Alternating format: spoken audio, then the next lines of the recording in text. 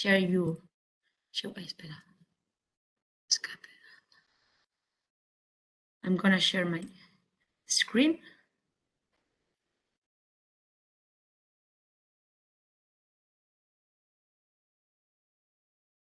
So, as you can see in the title, this workshop is about bird migration and climatic change.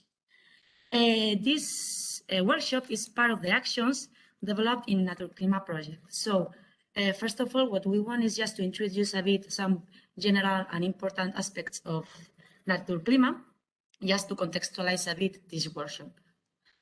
Naturklima project is a cross-border cooperational project on participatory management and governance of natural areas that aims to found the structures and also reference areas of climatic change in the Pyrenees. One of the first goals is to increase the cooperation between entities on both sides of the Pyrenees in order to protect, promote, and improve the adaptation of natural areas to climatic change.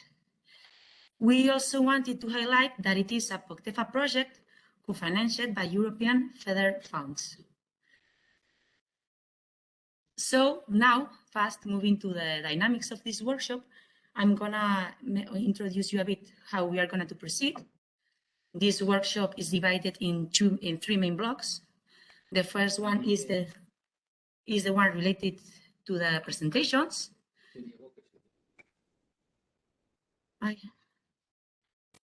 Please, can you see my presentation or not?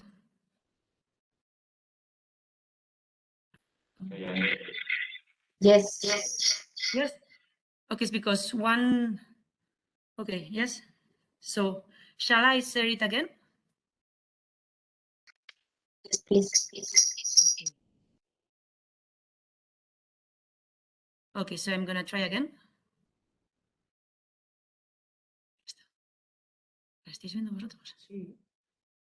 So, can you see it properly? This is a bit the most important slide. It's just about to explain you how we are going to proceed in this workshop, just to understand the dynamics.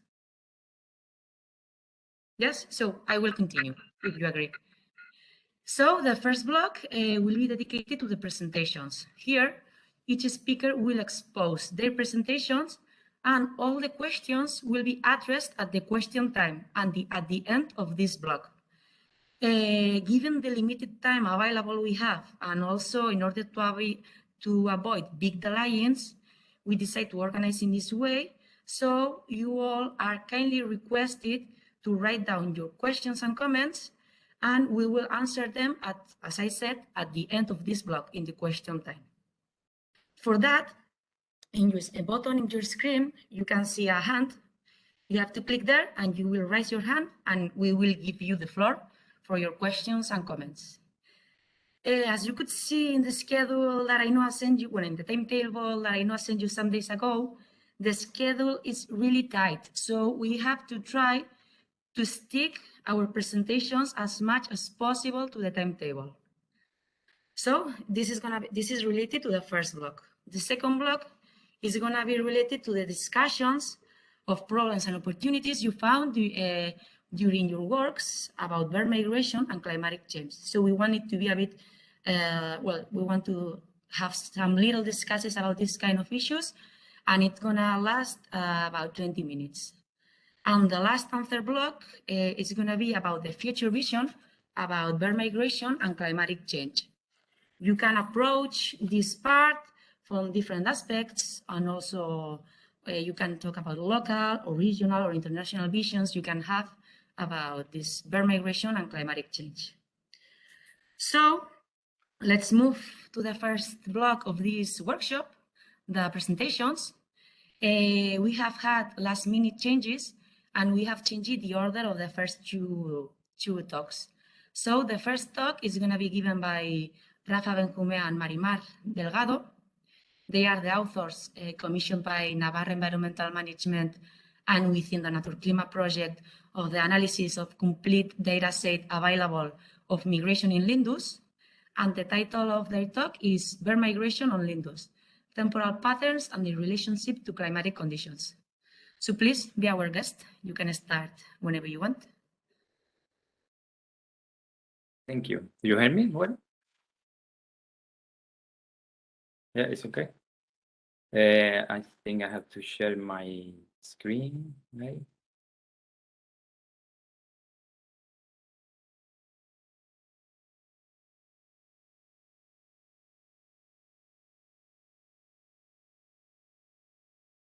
It is okay, right?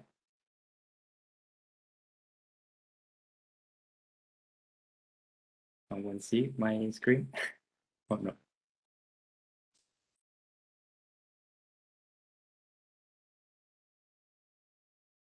It's okay, no? Yeah, it's okay. Okay, thank you. Thank you for organizing this nice workshop, and it's nice to see some friends and some new people. So, well, I'm Rafa Benjumea, and I'm going to talk about the bird migration in Lindus. This project is part of this big project called Naturklima inside the Interreg European fundings. So I have to say that all the field work of this project during all the years has been done by the company Ornitholand under the direction of Gabi. I think Gabi to be here if he is not here. But he will, if you have any further question about the field methodology, he or his colleagues will be very happy to discuss everything at the end of the workshop. We analyze the data from Lindus. Lindus is in the northwest Spain. It is in the border with France, and it's located in the western Pyrenees. It's one of the corridors that the birds used to migrate when they go to the wintering areas. We analyzed the data of 11 years from 2010 to 2020. And the counts, they were run from July 15 to November 15. They spent an average of 10 hours per day of counting. Of course, the days that they were very bad weather, like rain, big storm, or snow, or heavy mist, they didn't count that field. The main objective of this analysis is to look for the temporal trends of the species in number of individuals and their phenology, and also the relation of the changes of these trends with the climate conditions. For that, we use local and regional spatial scales. For that, we use three factors: temperature, precipitation, and wind, of both spatial scales, local and regional, and different temporal scales as well. In this map, you can see it is the area where we took the weather data for the regional area. It is the breeding range or all the species that they cross in Lindus.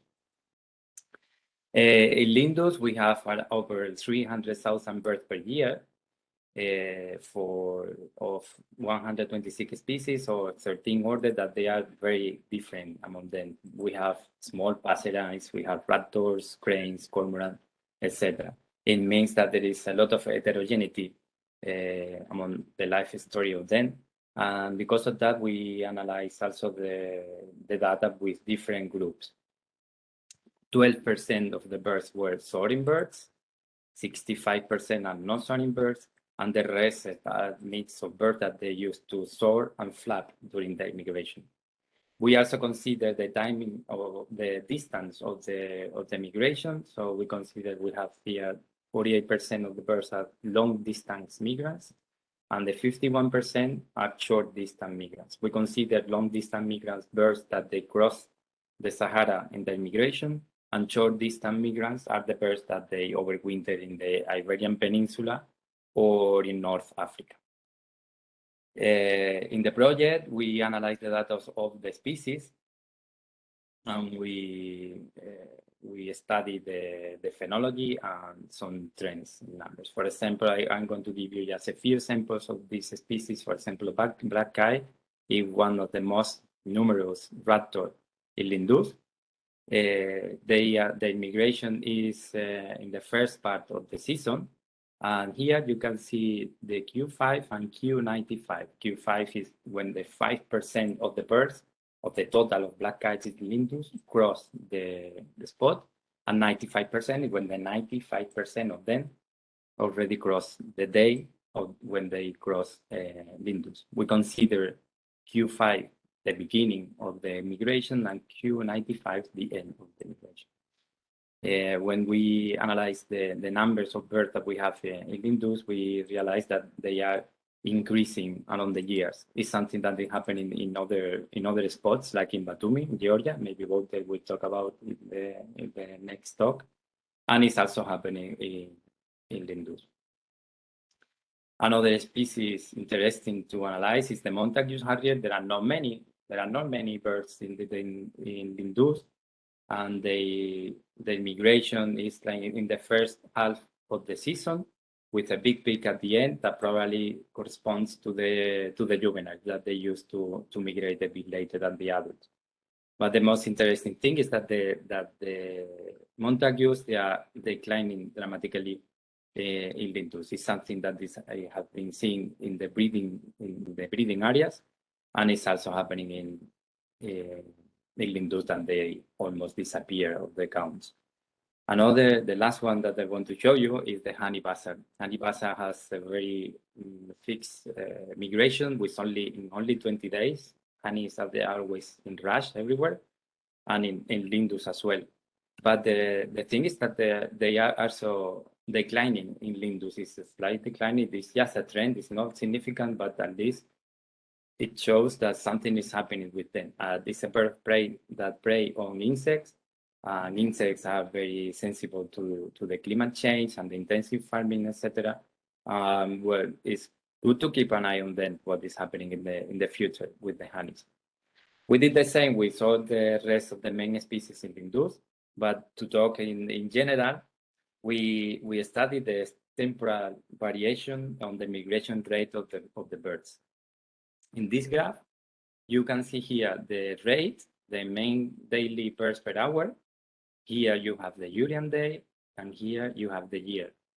What is very interesting, what we found is that at the beginning of the season, in the very first days of the migration, the numbers, the amount of birds is increasing a lot.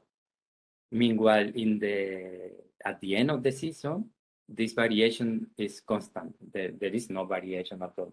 This is very interesting because we used to study what is happening along the years, but not within the year. And with this model, it's nice to see that we have this more or less the same amount of birds during the year, but they are changing the migration. No? At the beginning, we have many more birds. For me, it took me a long time to understand this graph, so we can make it easily. And if we check what is happening at the beginning of the season in July, we see clearly that the birds are increasing along the years, and it is not happening at the end of the season in October. We use October because there are more species than in November in Lindus, and it's more easy to understand. We did the same with the different groups, short distance, long distance, and soaring and non-soaring birds, and that you can see we have different patterns. It's a very nice model to see what is happening along the years, but also within the year. And these changes are related with the weather. When we analyze the local weather, the day before of the migration, we saw that temperature and precipitation are the main factors. When the temperature increases, the numbers of birds decrease. And when the precipitation is increasing, it's also declining a bit, just a bit, but the temperature is more clear. We didn't find any significant effects with the regional weather, or the weather at the breeding areas. We also saw that phenology is also changing. We found a general delay of the migration timing. If we do the same with the different groups, we saw especially here, I want to show you with the distance of the migration. You can see the short distance migrants have a variation in the change on the migration, and long distance there is no variation. Maybe it's because short distance they are more flexible on this process of the migration, and they can change with the weather, the migration. Long distance is endogenous process, and they are most fixed because one of the reasons is that they have to cross the Sahara, and this process is more independent on the climate, and we can see that with the data from Lindus. This change in the phenology is also related to the weather conditions. With the local weather, if we check the weather the day before they cross Lindus, temperature and wind speed are the main factors. When temperature increase, the birds are coming before earlier, and the migration is shorter. It's the opposite with the wind speed. When the wind speed is stronger the day before, the birds are coming later, they are not crossing in Lindus, and the migration is getting longer. With the regional weather, it's very interesting because we have different temporal scales. Depending on how many days before we check, we have different results. And the more significant are the temperature 3 months before the migration. It means that it was during the breeding season of these birds. When the temperature there increase, the birds come later.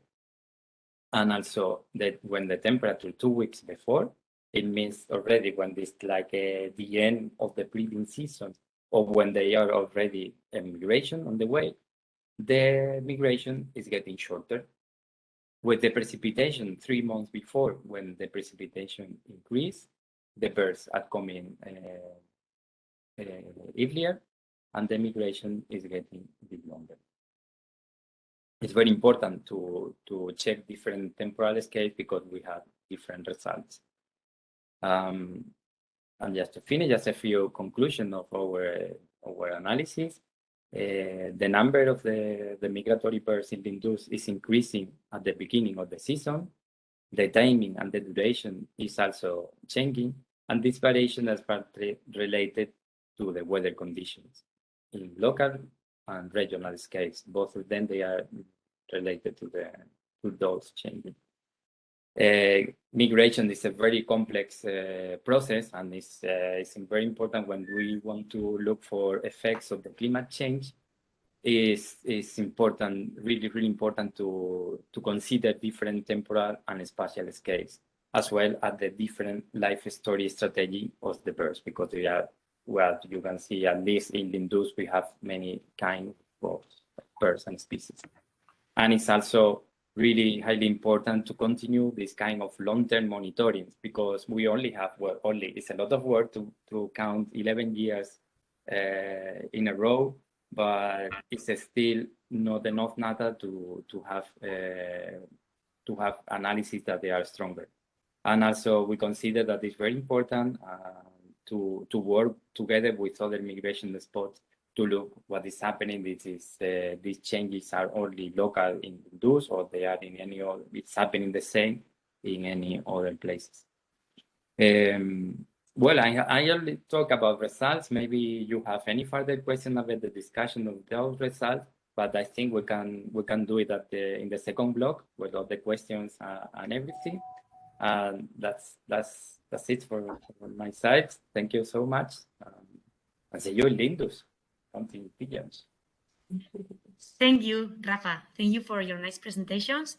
And yes, as he said, and we said also in the beginning, please save all your questions for the question time that will be held at the end of this block. So the next speaker is Alejandro Onrubia. He is the project coordinator of Migration Foundation, and he will present us a talk entitled Bird Migration and Climatic Change, Lessons from 25 years of study and monitoring of migration in the Strait of Gibraltar.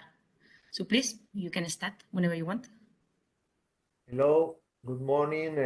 Sorry, because my camera of the computer is not working, but I try to show you my presentation properly. Do you see the presentation? Yes, now yes. Now yeah. I can see it. Okay. In this talk, I would like to introduce you about the Strait of Gibraltar, and also about our monitoring program and some results of this monitoring campaign in the Strait of Gibraltar. As most of you know, the strait is one of the most important places in the world for migratory birds, for concentrations of in large numbers of migratory birds. It's because the strategic position in this flyway, in the western flyway of the African Palearctic system, migratory system, that concentrate hundreds of millions of migratory birds. It's located in the south of the Iberian Peninsula and the north of Africa. This is a view of the Strait of Gibraltar from the air. This is another perspective of the Strait of Gibraltar. Is 14 kilometers, the shortest distance between the African continent and the European one. This is an image of the Strait of Gibraltar from the Spanish coast and the African coast in front of it. And here is also a place that the weather is determining the migration of birds, as similar as in Linux.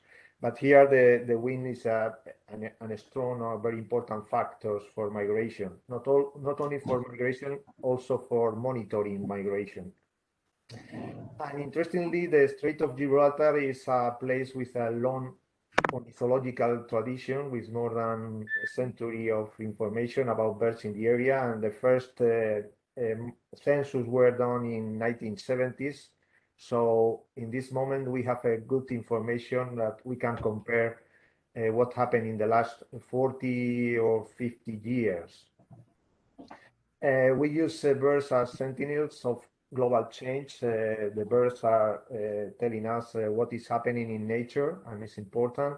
And this is why in 1997 we started a monitoring program in the Strait of Gibraltar, promoted by the regional government. And the idea was to have a long-term and a standard monitoring system of bird migration in the area. The main objectives are to estimate the bird migration in the strait, detect also the long-term population changes, and also study the patterns of bird migration in the area. We spent several years to design the protocols for monitoring the birds in the area, because in the Strait of Gibraltar cross soaring birds, also many passerines and allies, and also is an important bottleneck for seabirds. We combine different methodologies, but mainly the observatories, the diurnal observatories, is the main monitoring system to control bird migration here. At the beginning, we studied the behavior of birds depending on the wind condition, and you can see the routes of birds crossing the strait depending on the winds. Is eastern winds in yellow and western winds in red during the spring, and also during the autumn. This is important because you for the protocols of monitoring, you need to establish where to count, when to count, and how to count. And it's important to know the behavior of birds to locate properly the observatories and and when to count. At the beginning, during the first 2 years, we worked with more than 20 observatories simultaneously, and okay, we analyze the information to have a very good representation of bird migration in the area. So we study the phenology of the different species, the daily pattern of migration, and other things. And using general linear models, we establish the better combination, the optimal combination of observatories for monitoring the bird migration in the Strait of Gibraltar. As a result, we are monitoring terrestrial birds. This is the position of the observatories during the spring migration, and the time that we count in the observatories during the spring. During the spring migration, we only run several campaigns during 6 years, but we stopped in 2013 because of the limitation of financial support. But the autumn migration that started in 1997 is still running till now every year, and in two observatories, in Casayan and Algarrobo. And in some years, we run another specific programs for species that are migrating out of the standardized protocols. White storks migrate very early during the spring migration, and griffon vultures migrate very late during the autumn migration. And this is the pictures of the observatories in the area of the straits that we use for count birds. We count in the observatories with a mix of professional ornithologists, professional ornithologists and amateurs. This is the kind of information that we took in the observatories with small palms and small computers. And as a sample, I show you the results for honey buzzards. We obtain information about the magnitude of passage during the spring, during the autumn, also about the timing of migration, both passage, and also as we try to get information about the sex and age of birds, we can also have information about differential migration, considering the age and sex classes. Also, we combine the monitoring and the census in the observatories with a ringing station in the area, and we trap raptors and also songbirds, and we have also a specific programs of marking with a satellite transmitter, GPS, and geolocators. As results for terrestrial birds, soaring birds,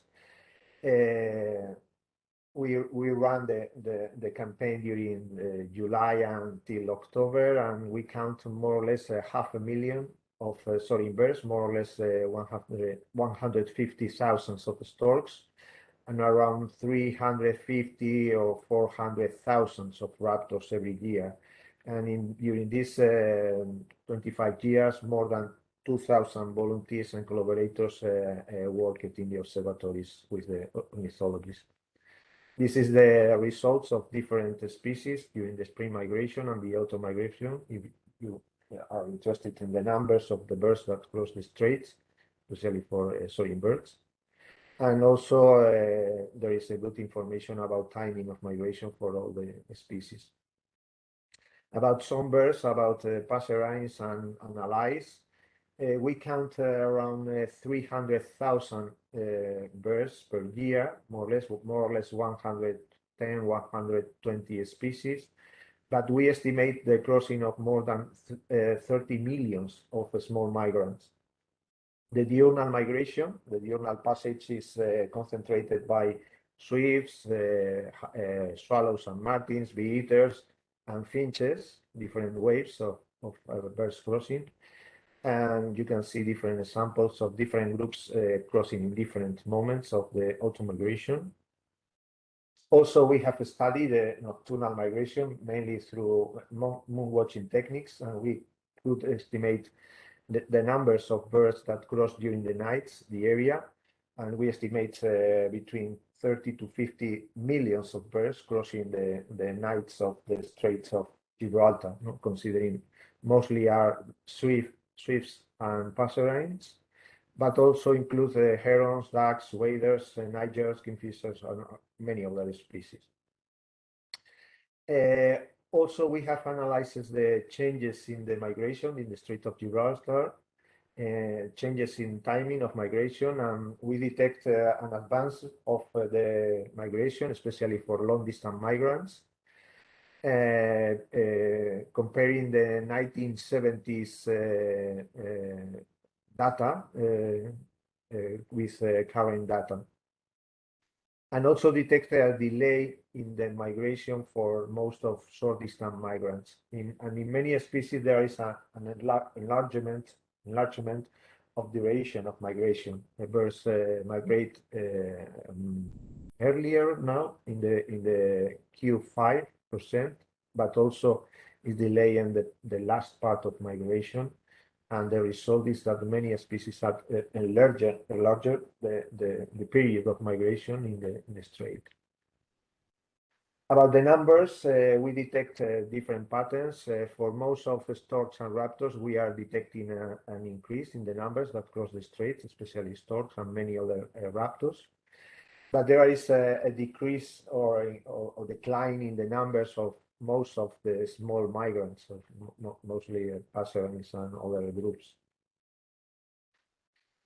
Sometimes this is related with the changes in the populations, that the populations are increasing or are decreasing, but also we are detecting changes in the migration patterns and distribution. For example, we know that many species are shortening the migration, and the distance of migration are shortened now.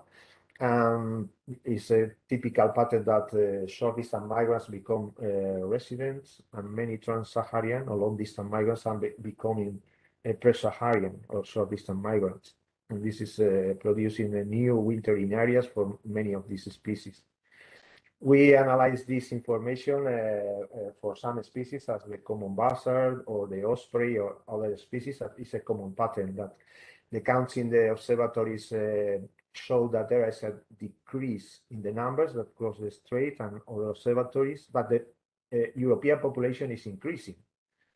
When you analyze the ringing, the recoveries of ringed buzzards in Europe, you can see that there is a decrease in the migration distance from 1950s till now. So this species is changing the patterns of migration and is detected in the observatories. Also, we are detecting changes in the species that use the strait. For example, we are receiving many African colonizers. You can see now some pictures of the Ruppel's vulture, the long-legged buzzards, the little swift, the white rum swift, and other species. And also, we are receiving an increased number of eastern migrants, as you can see there are the lesser spotted eagle, the pallid harriers, or other small warblers. About seabirds, we monitor seabird migration of different species, but with different migratory strategies, Poly sea waters, Balearic sea waters, gannets. We run different campaigns in the strait. We worked in the past with a monitoring annual cycle of seabirds, but for the last, since 2005 till now, we are running an autumn campaign for autumn migration, and also a specific campaign for Balearic seawater, that is an endangered species of seabird. This is the observatory of Punta Marroquí in the island of Tarifa. This is the position of the observatory in the strait. At the beginning, we also designed the protocols and calibrate the methods, because we were very interested to know what proportion of seabirds we count from the observatory, from this coastal observatory. And this is the information that we get in the observatory. And this is the sample of the Balearic seawater migration in the annual pattern, the daily pattern. But also, as we repeated the same protocol, the same effort during the years, we can debate the numbers of birds crossing and also the trends along years. During the autumn migration campaign, we count more or less 500,000 of seabirds, more or less 30 regular species, but we estimate that more than 700,000 of seabirds cross the area. Most of these species are the seabirds that we count are Poly sea waters, but also very important numbers of gannets, Balearic sea waters, terns, skuas, and razorbills, and puffins. This is the timing along years of the seabirds, passage of seabirds in the strait. Different species with different patterns of passage, and also different changes, trends in the different species, with species that are increasing the numbers, but others that are decreasing. But we have not analyzed why some are increasing and some others are not increasing or are declining. And also we try to publish the results. We have published more than 20 articles in scientific journals, and if you are interested, I can provide you. And thank you very much, especially for the volunteers and the collaborators in the Migration program, and also our other colleagues that participate in the program. Thank you very much. Oh. Okay, so thank you, Alejandro, for your presentation. And following the presentations, now the next presentation of this workshop is Wouter van Stieland. Sorry if I mispronounce it. He comes on behalf of Batumi Raptor Count, and the title of his presentation is Trends in the Number and Timing of Different Age Groups of Raptors in Georgia between 2011 and 2021, and description of other ongoing research activities. So please, you can go ahead.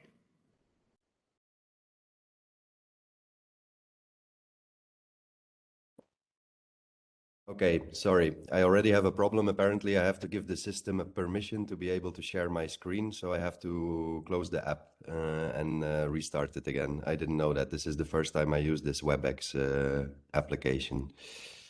So I will have to Don't worry. log out and log back in again right now. Okay, we'll wait for you. Don't worry.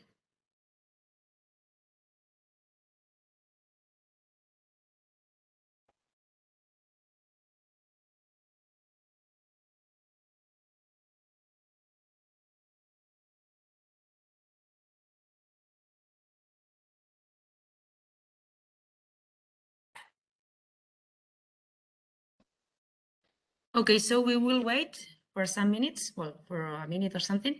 And if he has more problems, so maybe what we can do is just change the order of the presentations. Okay, are you back? Yes, so that will be good to know for the the next people in case they haven't done that yet. Okay, there we go. Can you see this? Yes. Okay, great. All right, so thank you very much for organizing this. I think it's always useful to come together with people of different migration sites and see a little bit what everybody is doing, and also look for ways that we can work together. So yeah, I'm very happy to talk about the Batumi project today that has been going since 2008 in Georgia. And I'll talk a little bit about just how the bottleneck looks like, the methods that we use, highlight some of the trends that we've seen so far, and mention a bit more about other ongoing research here and some recommendations perhaps from our experience on how we could move towards more flyway scale monitoring, let's say, of migrating birds, and especially soaring birds and raptors, which is what we are focusing on here. So just for context, Batumi is situated on the eastern Black Sea coast in Georgia. For a long time, it was a little bit of a poorly known migration route, actually. There was some data from the 70s, but then in 2008, we did some pilot, 2008, 9, 10, we did some pilot studies showing that it's actually one of the main migration flyways in the world, as we described in a paper in 2011 in Ardea. Back then, over 800,000 raptors, but then as we developed the methodology and improved the methodology, we've been counting steadily over 1 million raptors every year since 2011. So it's really a huge site. And the reason that so many birds converge here is basically a combination of geography and topography. So you have these massive numbers of raptors breeding in Russia and the far north, making their way south across the Caucasus, with the high mountains on one end and the Black Sea on the other end, funneling the birds towards this bottleneck that you can clearly see in the geography. And this effect is further strengthened by meteorological effects. So very often these over the mountains inland, very strong cloud cover develops during the day.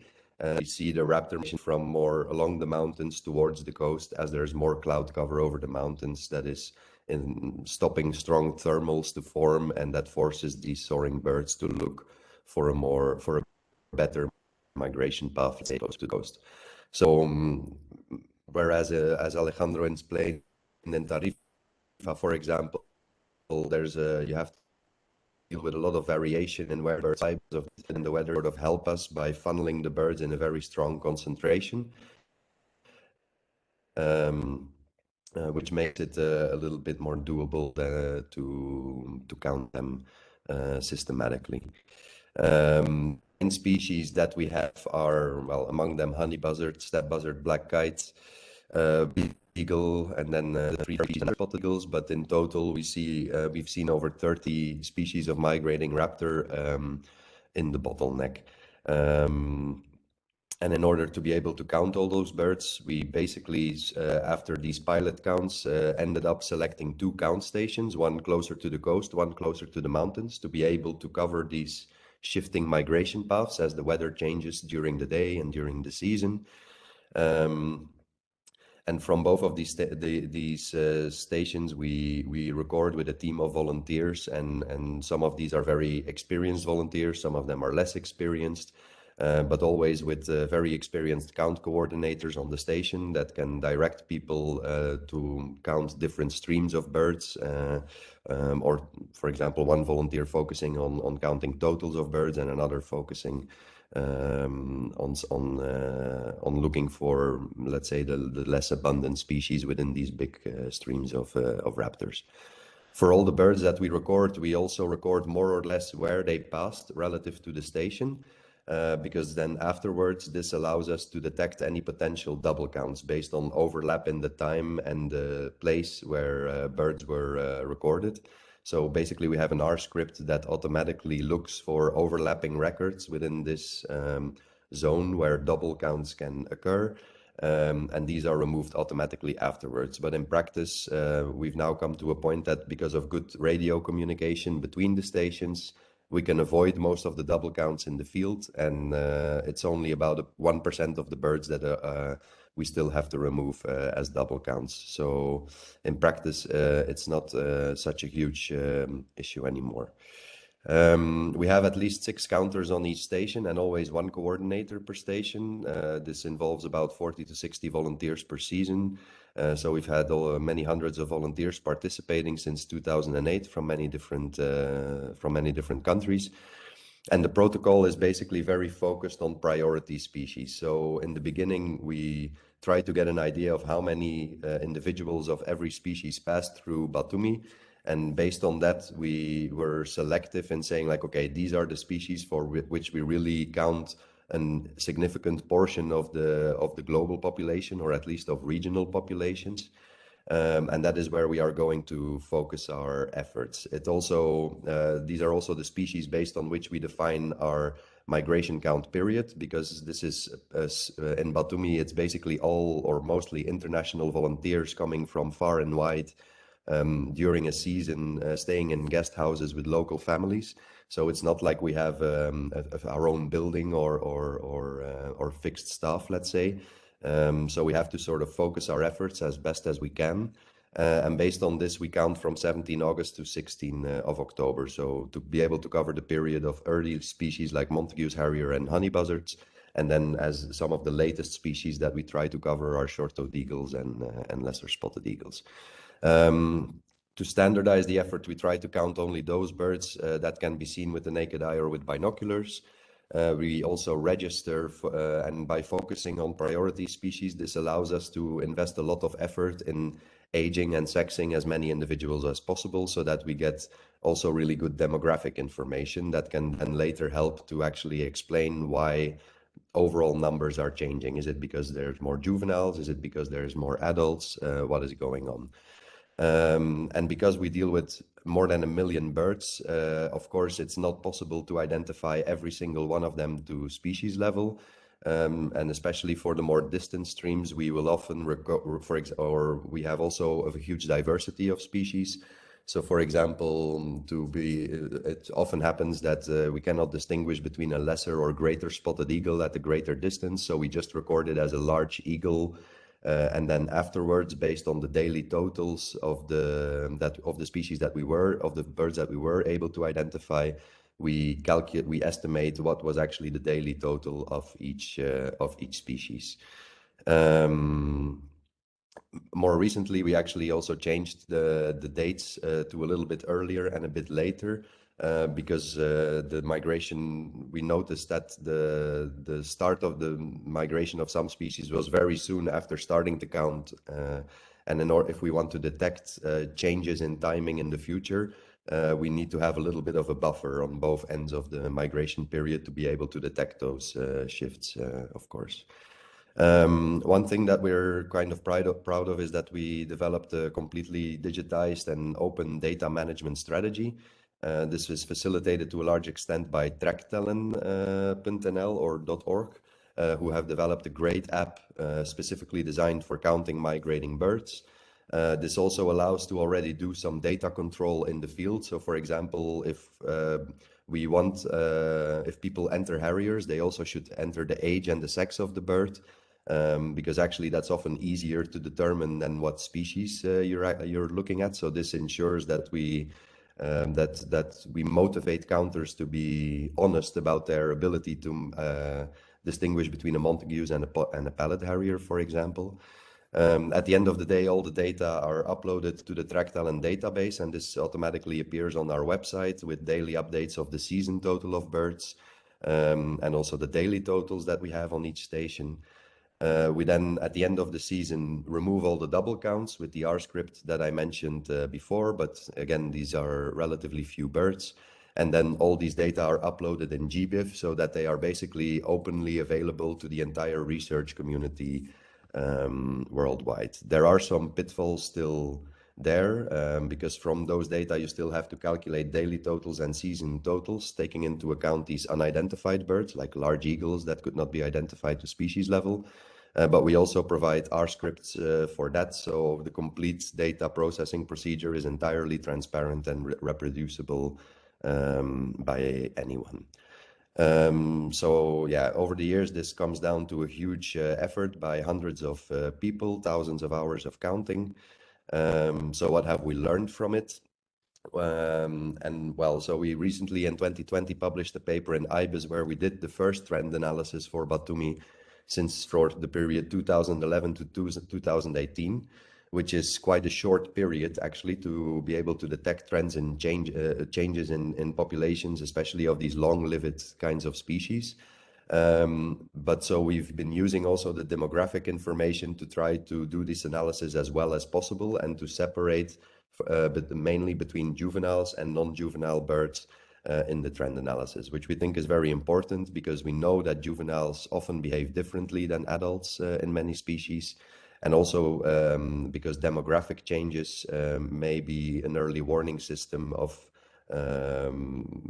things happening in the population, even if you don't yet see big changes in total numbers. So we did this analysis for species of which we record at least 1,000 per year, that we aged many birds, and that we know that our monitoring period covers the whole migration period. And basically the main trend that we've seen over the years is a massive increase in the numbers of black kites. In fact, between 2011 and 2018, the numbers more or less doubled, and this was mainly driven by an increase in non-juvenile birds.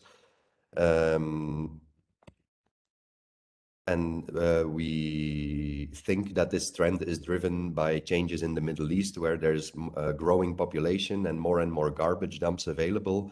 And we also know that in Israel, for example, the wintering population of kites has increased dramatically.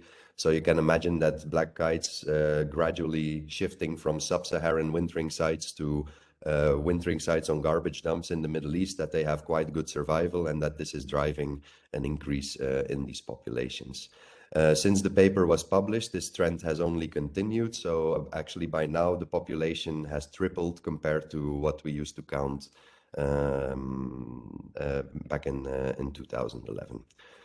Just a few other species to mention are, for example, Montague's Harrier. This is an interesting example because we didn't really detect a significant change in the overall numbers of this species, but if you then break it down between juveniles and non-juveniles, We did see a very clear decrease in the number of juveniles of this species, which could hint on some problem with the reproduction of this species, which depends highly on agricultural areas that are also changing very quickly in Russia, for example.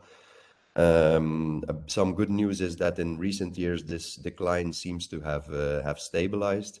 But of course, this is something that we want to continue monitoring on the future. And a similar story for booted eagles, where we didn't really see a change in the overall population, but we did detect a significant decrease in the number of juveniles between 2011 and 2018 that has then stabilized more or less in recent years.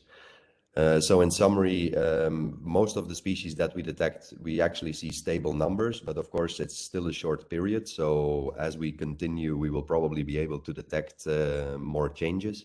And most strikingly, we see a massive increase in the number of black kites, to a lesser extent also short-toed eagles. The short-toed eagles could be driven by climate change, whereas the black kites is much more likely related to human activities. And for booted eagle, actually a similar trend also in the number of non-juveniles, even though these numbers of juveniles are decreasing.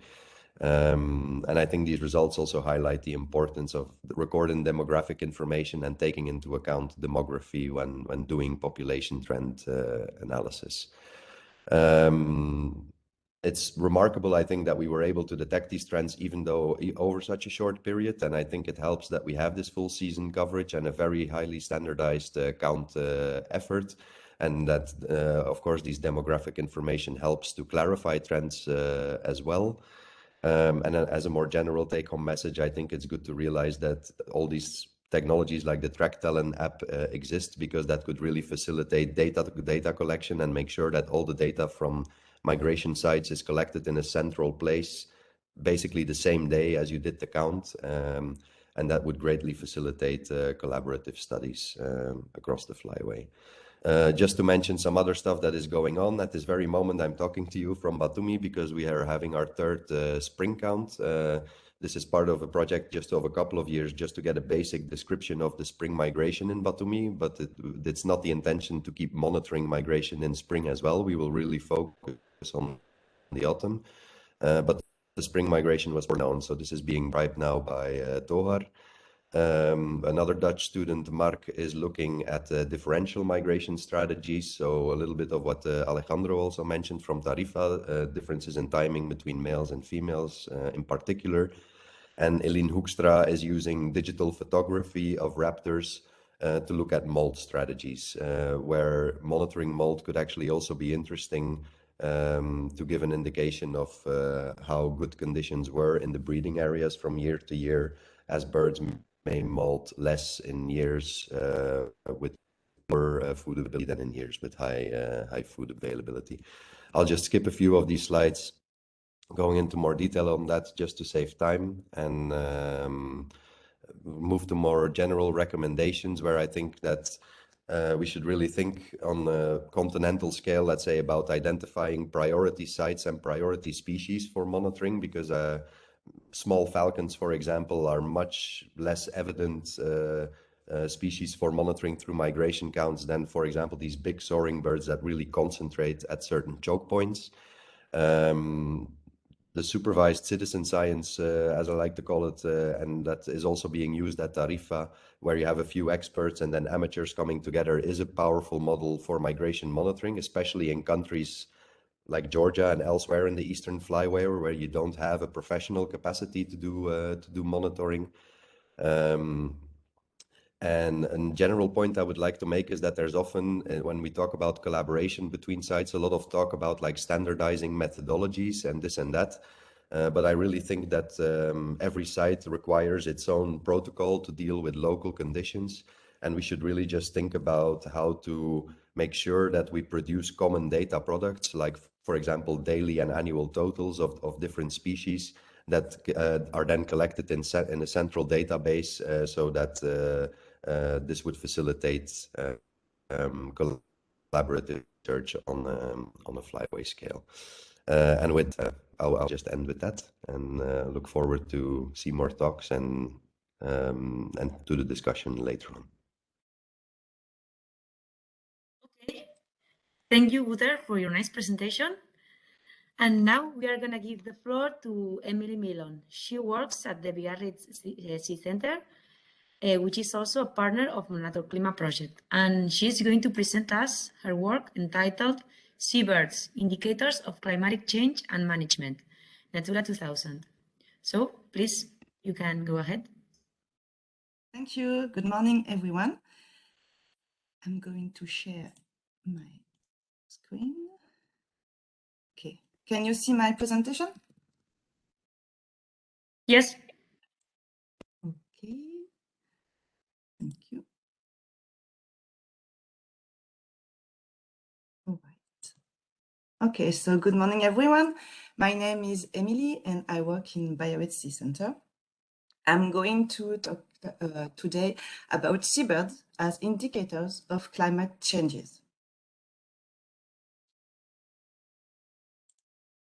So just a few words about Biarritz Sea Center. We have two main missions. The first one is to conduct scientific researches. By example, we lead a regional program called ERMA, Environment and Resources of Marine Ecosystems. And the second mission is related to education and awareness. This morning, I'm going to share with you our works about monitoring the seabirds. In the framework of the regional program ERMA, we have implemented several monitoring of the main links of the food chain, from plankton to top predators such as seabirds and cetaceans. The purpose of the program ERMA is to implement long-term monitoring. By example, our main monitoring about seabirds and cetaceans was set up in 1976. So we have 45 years of data. This is a huge database, and it's quite rare regarding the monitoring of top predators in Europe at sea, precise at sea. Of course, we are not alone for this in this program. It involves a lot of partners, as you can see in this slide. But this morning, I'm going to talk to you about our main monitoring about seabirds and how we study the seabirds at sea. This standardized monitoring is based on line transect, and it was implemented, like I said, in 1976. Each month, we applied this protocol with Coast Guard vessels. This protocol has been validated in the literatures. And now we have about 200,000 of data. And we recorded more than 70 species of seabirds and cetaceans. In this slide, you can see some example of the main species we can see at sea. On the right of the slide, you have the map of a prospected area focused on the South Bay of Biscay. And this is this area we are going to talk this morning. Based on this monitoring, we are able to develop a lot of analysis. By example, here you have the common guillemot. And because we applied this standardized monitoring every month, we can have some detail about the phenology of the species at sea. We also can develop a lot of analysis about at-sea abundances and their evolutions. By example, still the common guillemot, you have the evolution from 1976 to 2014. And finally, we can also map the distribution of the species in the area. And we can apply a lot of different scale in time and in the area.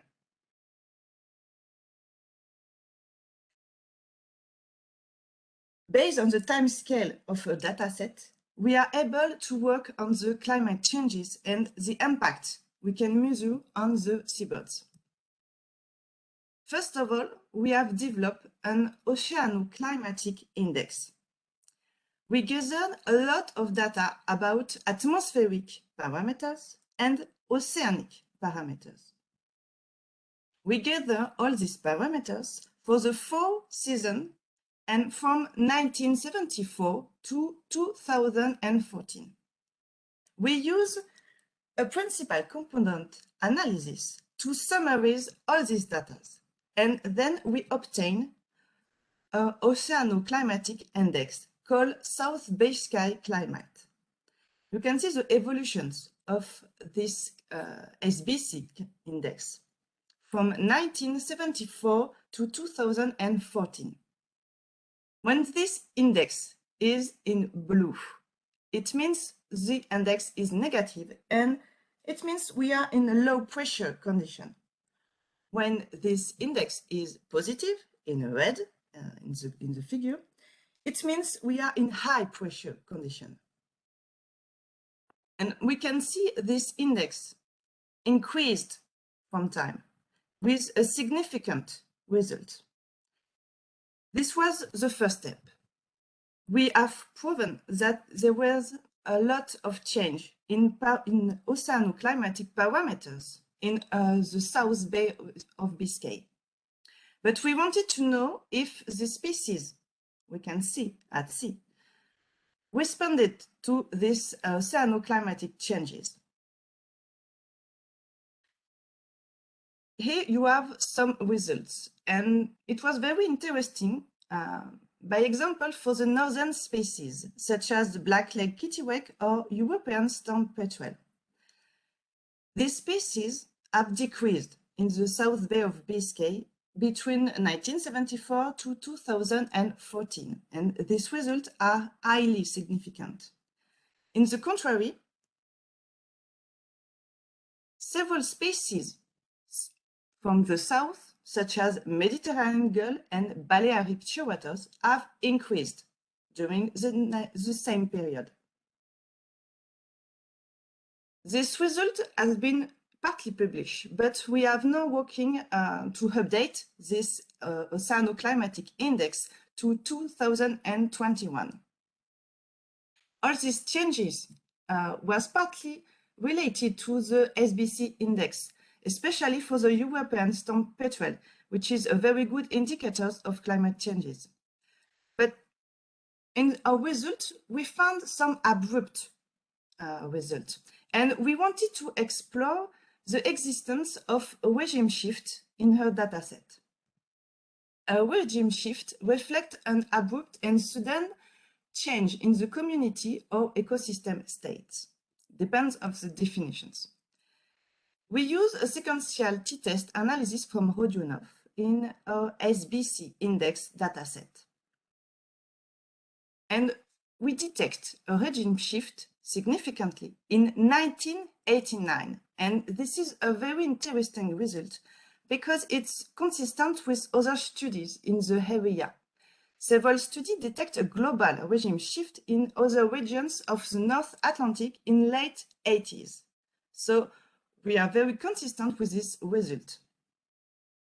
And we wanted to know if we can find same regime shift, same shift in at-sea abundances of seabirds.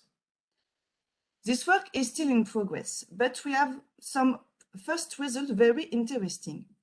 We found some regime shift in abundances of seabirds, by example, for northern species such as razorbill and again the European storm petrel and the kittiwake. This work is still in progress, but our results are very important to better understand the evolutions of the species, and especially for the conservation issues of some of these species. By example, our work have highlighted biodiversity hotspot in the South Bay of Biscay and was very useful to create and design marine protected area in the South Bay of Biscay. There is around 10 marine protected area in South Bay of Biscay, and if you focused on Biarritz, on the Bay of Biarritz, there is a marine protected area designed from the Birds Directive. And it's very important to better understand the use of this area by the seabirds and the evolutions of these different species. By example, the European storm petrel and Balearic shearwaters have very strong conservation issues in the area. And that's why we wanted to raise awareness of public managers. In light of climate change, we think it's very important to take into account the impact of climate change, to adapt and to improve the conservation of these species, especially for the breeding and non-breeding species.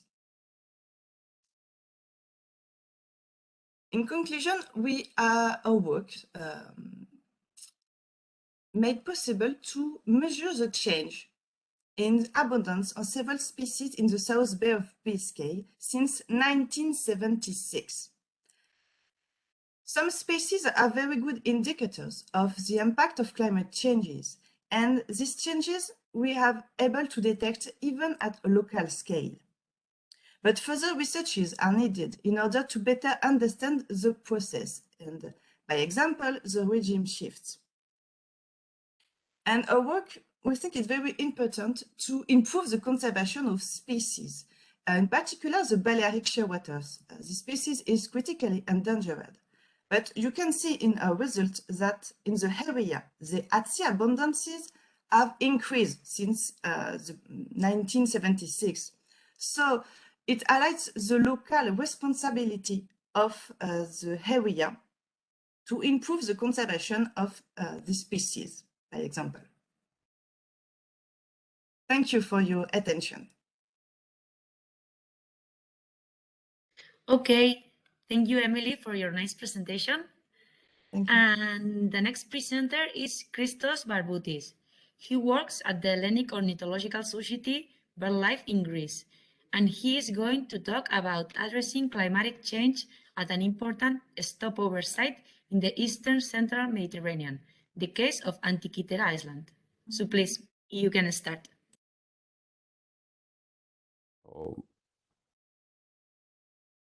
So let me know if you can see the presentation. Not yet. No, the screen is black. We cannot see it, at least me. Oh.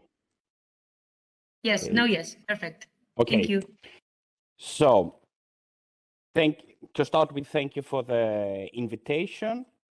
At this time, I'm at Antikythera. We have started the spring monitoring project. So, and my presentation will be short, and I think I will be talking. I will not be talking about trends and birds of number. I will be talking about quite specific subject, as you will see. Wait. So, to put it into geographical position, Greece lies within the eastern central Mediterranean, and Antikythera is a small island of approximately 20 square kilometers, exactly between around 40 kilometers from the island of Crete and the island of Kythera, in the tip of the Balkan Peninsula, and approximately 200 kilometers from the African coast. So because of the geographical position, in the early 2000s, the BirdLife Greece decided to launch a monitoring project focusing on monitoring migratory birds and focusing on protection and conservation of those birds at the national and international level. And the Antikythera is important because it is one of the few described migration bottlenecks for soaring birds. It's a little bit awkward to talk about soaring bird migration when people have presented Tarifa and Batumi, but still it's an important site for regional, for the region and for monitoring birds of Greece. So birds moving during autumn, moving southward in Greece and probably also the Balkans, end up in South Peloponnese, and they can be counted from the islands of Antikythera. Also, Greece has a very big portion of the global population of the Leonora's falcon, and Antikythera hosts around 300 pairs. That is around 1 to 3% percentage of the global population breeds at the island. And lastly, Antikythera, like other small Greek islands in the south or coastal areas, is the first land where the birds are land when in the spring migration. It's the first land they find after having crossing the Sahara Desert and the Mediterranean Sea. So the three main actions of the observatory is monitoring of raptor migration, monitoring conservation of the Leonoras falcon colony, and monitoring bird migration through bird ringing. So most of the passerines that arrive on Antikythera in spring are long-distance migrants, meaning that they have to pass both the Sahara Desert and the Mediterranean Sea in order to reach Antikythera in Europe. And this is a barrier that in our area could reach up to 2,800 kilometers.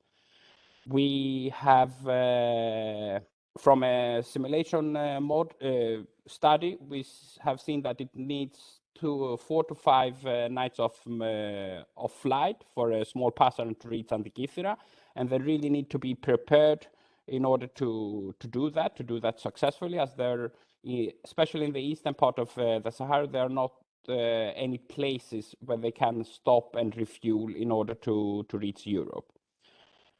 Using ringing data from Greek islands, we found out that a very big percentage of birds that arrive to Greece are depleted, meaning they have no more energy to continue the migration, not even to the closest island or coastal coast.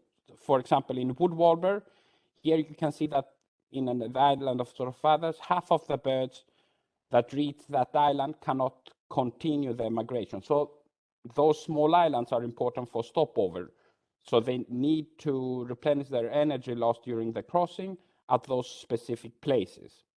Having that in mind, we used a combination of radio tracking, coloring migratory birds at stopover, and distance sampling in order to see the habitat use and the space use of the birds during the stopover in spring. We found out that birds prefer either abandoned cultivation or open maquis, which are not really the habitats that are most abandoned on the island. In fact, it's either open frigana, which is low scrub, Mediterranean scrub vegetation, or dense maquis, meaning bushes that don't leave any openings. In the framework of a life project, we decided to buy a land and convert it into a refueling oasis for migratory birds. It's a small piece of land, but still important, 1.15 hectares. So we have planted trees, cultivated with local varieties of cereals. We had to fence the place because it's we have free-ranging goats that would prevent the growth of the oasis. And recently we also found the funds to make a small wetland that will provide water to the birds during the spring seasons. The monitoring scheme we have set up, and it's an ongoing process as the garden, the oasis, has not reached its full growth yet. We are measuring abundance and diversity of passerines and close to passerine birds. We are monitoring the fuel rate. So birds that are retrapped from bird ringing, we see the change in their body mass, and we also monitoring the stopover duration of specific species. And from now on, we will start doing it with an automated radio tracking system. And another project that's related to climate change, we have started looking into the importance of fresh waters on small islands and focusing on the Leonoras falcons. Usually in Mediterranean islands, those sources of fresh water are scarce. At this point, we are looking into the importance of it, how many species are using these ponds, And in the long run, when we have the base information, we will look into conservation measures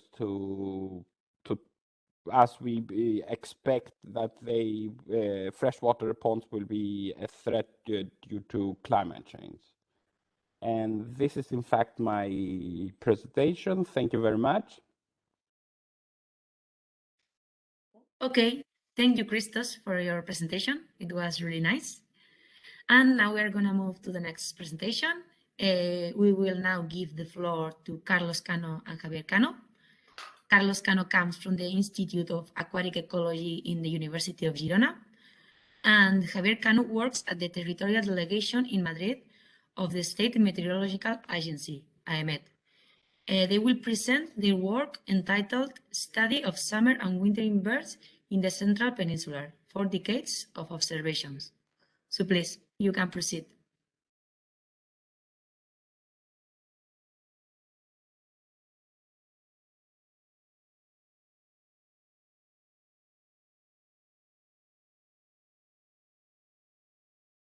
Carlos Cano and Javier Cano, are you there?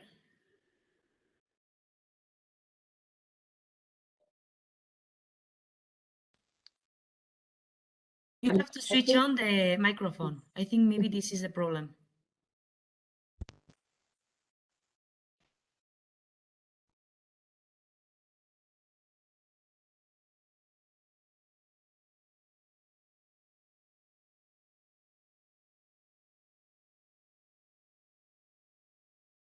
If you have any problem, you can just text in the chat and we can just try to fix it.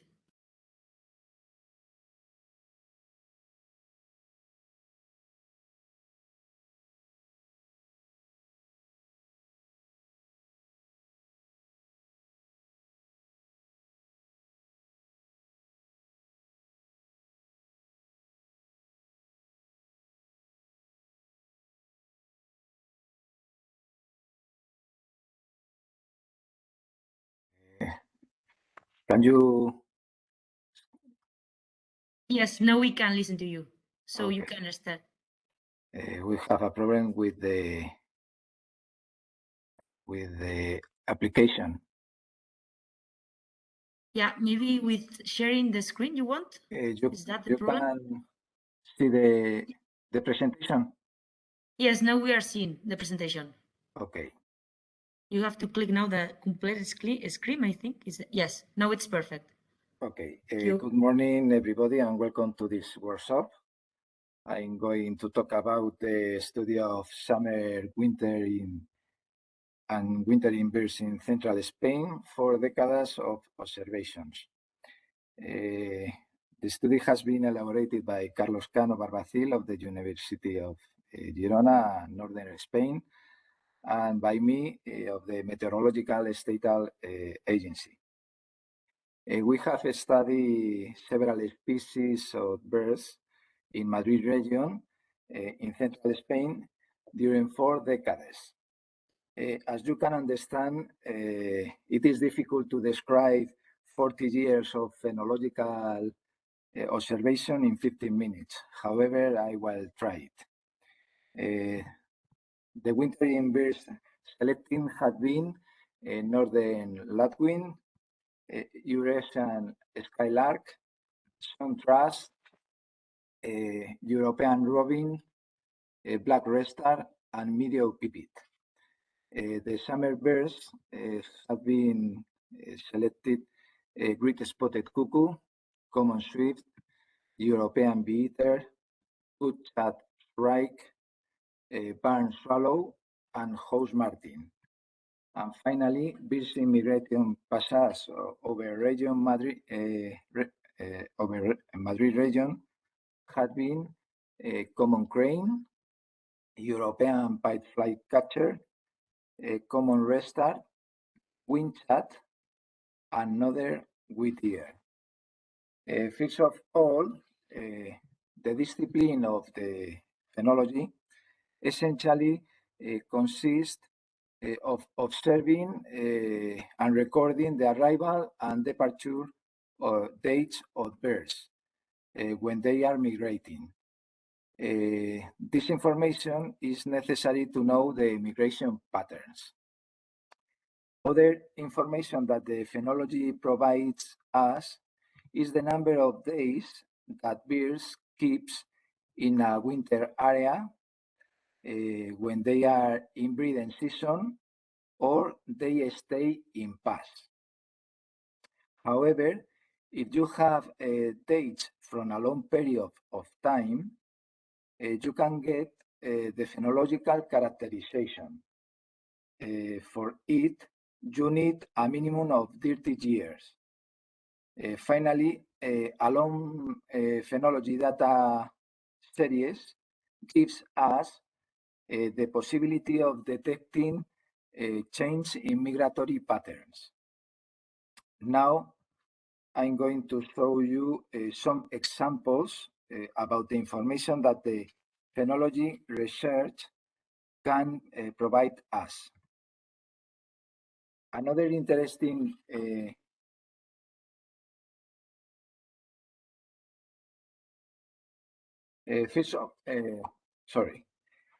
this picture, you can see the simplest possible information that phenology can provide. Through this distribution graphic, we know when the European bee-eater arrives in central Spain. Most years, it usually comes the first day of April, according to our observations. And of course, when it goes to Africa. The majority of the years, the first days of September, as you can see. Both of them have a good distribution. The normal value to stay time of the European bee-eater in the breeding season is 152 days, with a range between 138 and 181. The following image shows us the percentage of a number of cranes in migratory pass over Central Peninsula. The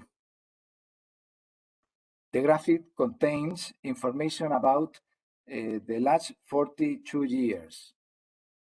In blue, the results of autumn step toward the southwest of Spain. In orange, the migratory step toward the North Europe. In autumn period, 35% of the total number of cranes pass. In spring, 65% of the total of the cranes. On the other hand, the duration of the two migratory steps are clearly different. In autumn is longer than in spring, 44 days compared to 9 days according to the normal value obtained. In this case, it's the median. Another interesting piece of information that we have got is the number of common cranes per flock. The value is clearly lower in autumn than in spring. 80 individuals per flock in autumn versus 234 individuals per flock in spring, on average. Now, we show the phenological characterization of the barn swallow. As you can see, in the two columns, in the two left columns, we have the arrival characterization adjectives: very early, early, normal, late, and very late, with their respective time intervals. On the right side, the information corresponding to the autumn emigration. These time intervals are calculated with the quintiles of the data series of 30 years from the period of from 1981 to 2010. The phenological characterization provides us the possibility to evaluate the migration for the next decade. You can also compare 1 year's date to the central normal value for the last 30 years. And also, you can calculate the anomaly. This anomaly is expressed in numbers of days. For example, in 2011, the barn swallow arrived in the community of Madrid on February 26. If we look at this day, it is between this time interval between on February 25 and on March 3. And of course, it is considered early. The anomaly is negative 7 days due to there is an overtaking, and because the normal date is its median, March the 5th. The same criteria on the departure date.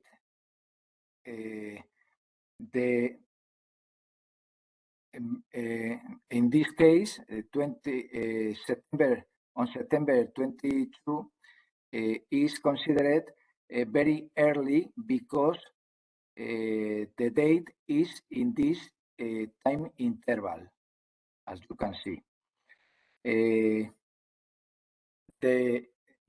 Its anomaly is minus 18 due to its median is on October 10. And of course, the rest of the years of the last decade. And now I want you to pay attention to the adjective extraordinary early and extraordinary late. In both cases, the dates are outside of the range of the date of the historical series, and then are named with this new category. Finally, the phenology can help us to detect possible change in migratory patterns.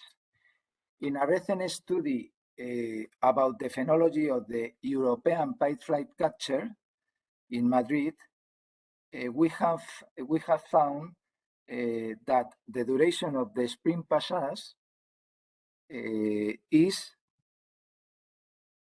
of 25 days, and the duration of the autumn passage is of 65 days.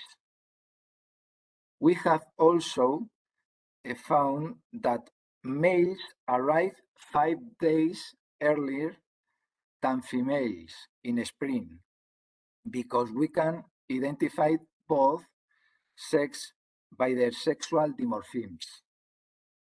However, in the last 42 years, after a statistical analysis, we have obtained the conclusion that the spring passage has been reduced by 15 days, and the autumn passage had been reduced 12 days in the same period of time.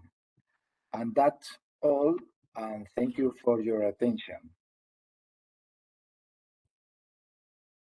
Okay, so thank you for your nice presentation. And now we are going to move to the next talk, which will be given by Luis Tirado Blázquez. He comes on behalf of SEO BirdLife, and he will talk about the migration of birds through the Pyrenean mountain passes in Aragon. So please, you can start whenever you want. Okay, thank you.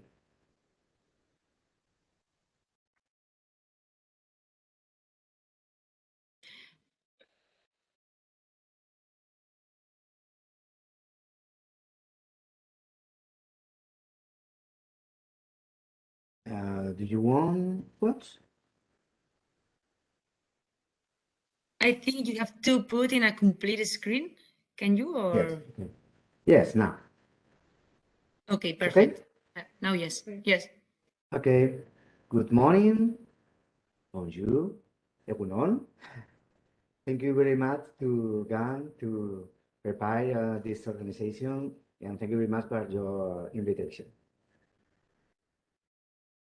Okay, this is a project. The name is Lindus 2. Projects of migratory bird watching, environmental education, ecotourism, at the Pyrenees border.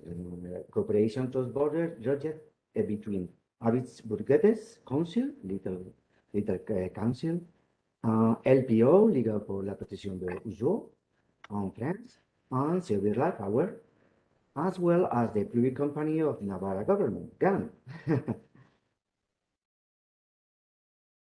Okay, our results in Aragon is it's difficult for us because this is the first time that there was some monitoring in this part of the central Pyrenees Mountains, in Aragon Pyrenees Mountains, and we didn't know where is the best place to spot or to observatory. Okay, we choose two parts, some port and Portalet. We have to, at the end, we choose what it was the best spot. In general results, we 70 species belonging of 28 families, 94,000 around based on their way to the south, 87% between 8 and 2 hours. And between Portalet and Somport, Portalet we got 40,000 birds of 51 species. In Somport, something similar, 50 and some more, 54,000 birds of 63 species. And 63% of those species have been observed noticed in both defines, and 10% only at Portalet, and 27% only at Somport. And sorry, bears, 33 around 1,000 birds, and 35% of the total of the source of visit crossing bears. 83% at raptors with a prey, around 20 species, but one as cranes, cormorants, black and white storks, and greyhounds. Between non-soaring birds, 61,000 birds, 65% of the total of observed birds, around 45 species of 20 families, and 18 apodiforms and 81 passeriforms.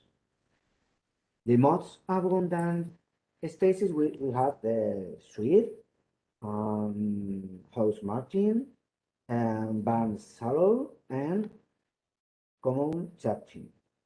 But we have at the same time, but it was very important for this part of the project about ecotourism. For example, we got many results about honey buzzard, cranes, and blanca. it was very interesting if we have look at hotspots about for the watching or ecosystem. One annual comparative, we only have 3 years, 98 of totally identified species, 51 matches out the 3 years. Similar annual number, we got similar annual number of species, 74, 72, 70, and we got pretty variable number of observed species. The first year 67,000, the second year 116,000, and 3 year 94,000. We are thinking about to climate or another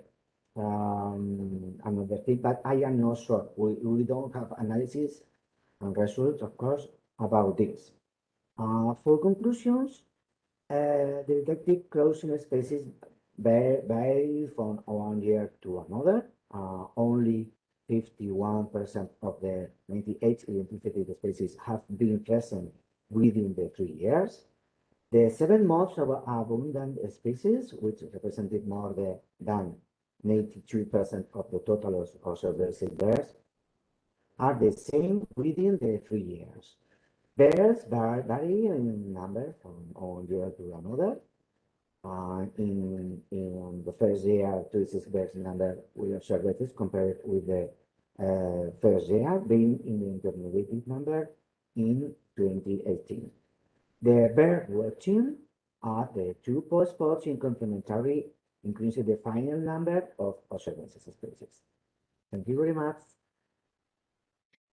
Okay, so thank you, Luis, for your talk. And to continue with this workshop, the next speaker is Oceanoclimatic. Again, sorry if I mispronounce it. She belongs to the Dog Life in Turkey, and the title of her talk is Sarimati Raptor Count, Monitoring Egyptian Vultures in Turkey. So please be our guest. I hope you can see the presentation. Yes, we can see it. But you have to put in a full screen? Yeah. Okay, yes, perfect. My name is Oceanoclimatic. I work for Doğa BirdLife Turkey, and I'm going to present Sarimati Raptor count today. And at this count, we are counting, our main target is Egyptian vulture, and it is globally endangered and listed lately as vulnerable for Europe. And we know there's a substantial population in Turkey, but it's not that it needs more work on it and on its state to make it clear about its status. And also, in addition, the Balkan population is declining rapidly, which tells us something too. And just a second, I'm trying to, yeah. And we are organizing this count at Sarımazı, which is at Adana, and as you can see, it's at the eastern Mediterranean of the Eastern Mediterranean, and you may notice it from the map. It's close to the kind of Syria border as well, and there's a close look to the area. You see the Gulf, which is named as Iskenderun Gulf, and here is where we make the raptor count. And now I want to talk about how Sarimazı was selected. Here, several flight lines combine, and birds come from the northwest and southwest during their migration. And here is this bottleneck, which is a narrow corridor for the birds. So we can count them here. And as long as our main target is Egyptian vulture, here we count other raptors as well. when I click, yeah. And when we started here, the count is first full season was at 2014, sorry. And since 2018, we are organizing it annually. Also, this is open for volunteers. We are volunteers can participate, and we can see here eagles, buzzards, kites, storks, and many other species. How we do it is every day at September, I mean from the beginning, the 1st of September till the 13th of September, we count, we make the count every day during the whole day, 9 to 6. And we use the track talent like Vulture, if I do not miss said, like Batumi, Raptor count, track talent application. So our data is available on Track Talent's website if you'd like to know more. Also, I will share some numbers too. And how we do it is, where we do it is we have 3 observation points at Sarımaza. Here you see our water tank observation point on which we had a mural last year for awareness activities as well. You see the locations of on this slide. You see the observation points locations. Almond orchard, water tank, and antenna are where we work. And here are some numbers that we have counted in years. It starts from 2018 as we started to count annually at that year. And in the last 2 years, I would like to underline something. As all the world had the COVID issue, we had the COVID issue. So this affected the count as well. Even last year, we had a case. We had 2 cases, COVID cases in our team. So we had to extrapolate the numbers. So you please consider this as when you're checking the data. At 2018, the number is 813 Egyptian vultures. At 2019, it's 903. And when we come to 2020 and 2021, it's 631 and 386. Again, for the next slides, I will underline the COVID again.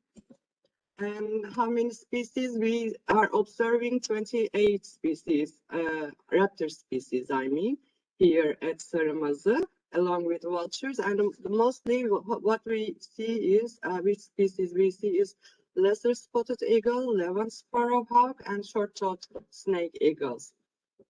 And I would like to give you some total numbers in years. Here are the numbers that we have counted, the total numbers of all the birds that we have counted at Sarımaza. And you see that in 2018, it's 106,700. Okay, 731. At 2019, it's 118,124. At 2020, it's 170,003, and at 2021, it's 88,335. Okay, so for this year, by the way, as if I did not say this, we are organizing it annually since 2018 within the project of Egyptian Vulture Live Life project, which is supported by Life program. And this year is the last year of the program. And we are organizing the count this year again. And but for after the project, we want to make it sustainable to continue gathering data, collecting data about the migration of the raptors and the Egyptian vulture. So we are considering to make this as an ecotourism option for birders, to make it attractive for the birders. And It's open for all volunteers, and I would like to say if any of you would like to have more information or participate, we will be happy to welcome you. And thank you for your time. Okay, so thank you, Özlem, for your talk. It was really nice. And now we will move to the last talk of the workshop, carried out by Stephen Opel. He belongs to the Royal Society for the Protection of Birds, and his talk is entitled Gallagher Raptor Count, Monitoring Spring Migration Along the Red Sea in Egypt. So please, you can proceed. Hello, my name's Stefan, and I work in the same project as Özlem. So we're trying to monitor Egyptian vultures along the flyway. And this year we started doing this along the Red Sea. And many of you may know that the Red Sea is a migration bottleneck where many soaring birds try to avoid crossing the Red Sea, either on their autumn migration or on their spring migration. In autumn, the birds migrate usually on the eastern coast of the Red Sea through Saudi Arabia down to Djibouti. But in spring, they use the western part of the Red Sea and migrate along the coast until Suez, where they then move further east. So the Red Sea forms a very nice coastline and barrier that concentrates several flight lines for raptors. And people have done counts along the Red Sea, specifically in a place called Ain Sukhna in northern Egypt, which is on the map here. And so we tried to use tracking data for 80 Egyptian vultures and overlaid those and counted the number of individual migratory journeys in each 20-kilometer grid cell to figure out where along the Red Sea would be the best place to count Egyptian vultures. And based on these data, which are shown in this map, we found a rock that is called Galala, which is a surreal place. It used to be a desert until 10 years ago, and then the president decided to build a city there. So there's a brand new city that is built into the mountains. And our local BirdLife partner, Nature Conservation Egypt, they have inherited the top of a mountain and were given the authority by the Egyptian government to establish a bird observatory there, which is great for establishing a long-term monitoring. So in early March, we went there to do searches on the ground to find the best vantage point. It's the same as Luis just explained for the Pyrenees. We had to figure out where the birds migrate, under what weather conditions you can see the most birds from which spots. And we found that the migration corridor is a bit too wide to be covered from a single observation point. So we have 3 different points established, and how exactly we will use them and cover them is still something that we need to work out as it changes from day to day and probably over the course of the season. Our team is still there and is still counting. So we only started on the 1st of March. So it's very, very few numbers. All data are available on Tracktelin, just like for Batumi and Saremeze. And what we can say for now is we've had more than 100,000 raptors in the last 3 weeks. Half of those are steppe buzzards, but there are also large numbers of lesser spotted eagles and steppe eagles. And in fact, the count that was done in Ain Sukhna 10 years ago counted only 8,000 steppe eagles and 6,000 lesser spotted eagles over a 3-month period. And we've already have twice as many in just 3 weeks. So by being up on top of the mountain and having two count sites, we see a much larger chunk of the migration than was previously possible by just standing along the coast. So for the purpose of this workshop, I thought, well, are the data fit for climate change research? And the data that we have from Galala obviously are not, because we only started 3 weeks ago. So this is something for the future if we can maintain this in the long term. But I'd like to point out that the main goal for us is to monitor Egyptian vultures, and different species may need different survey periods because they have different migration phenologies. And one of the main constraints that we have both in Egypt and what Özlem presented for Zeremese is that we have no funding or capacity to maintain counts for the entire spring migration. So I was delighted to hear how Vulture explained that they expanded the window they cover in Batumi, or that in Tarifa you count for 3 months. And that is very, very difficult to maintain a team for 2 to 3 months to cover the entire migration period. And so far we have only funded this through project funding for Egyptian vultures. So the focus was on the migration window for Egyptian vultures. And that, I think, limits the data that we currently have, because if climate change leads to shifts in phenology, our current monitoring, both in Zeremese and Galala, will not be fit for purpose of climate change research, because we cannot detect any shifts in phenology if we have such a constrained time window. And I think this is the main benefit of this workshop, that we come together, and everybody mentioned that is very difficult to finance and maintain these long-term monitoring programs.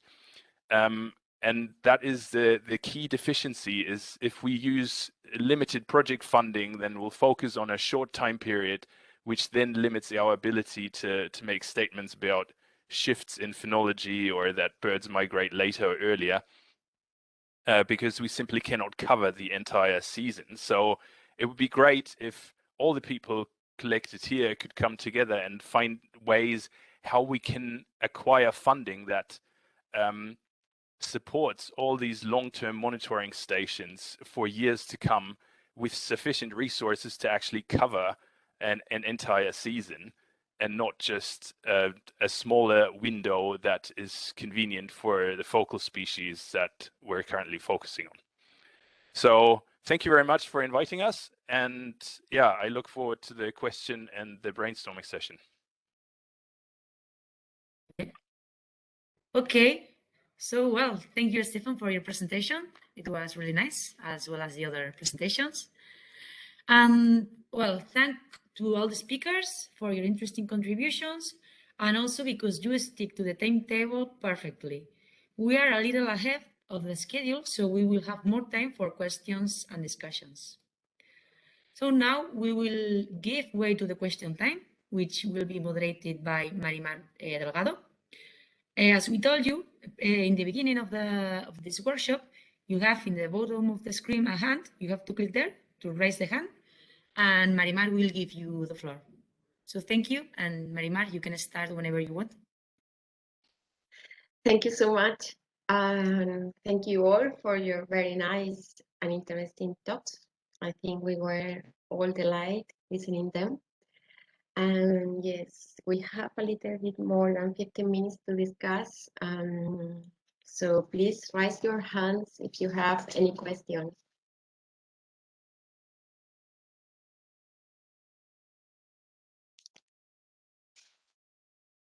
Vulture, please go ahead. Thank you, Maria. And actually, the question I wanted to ask was about the project you and Rafa have been doing in the Pyrenees, and specifically about this interesting graph showing the numbers of birds.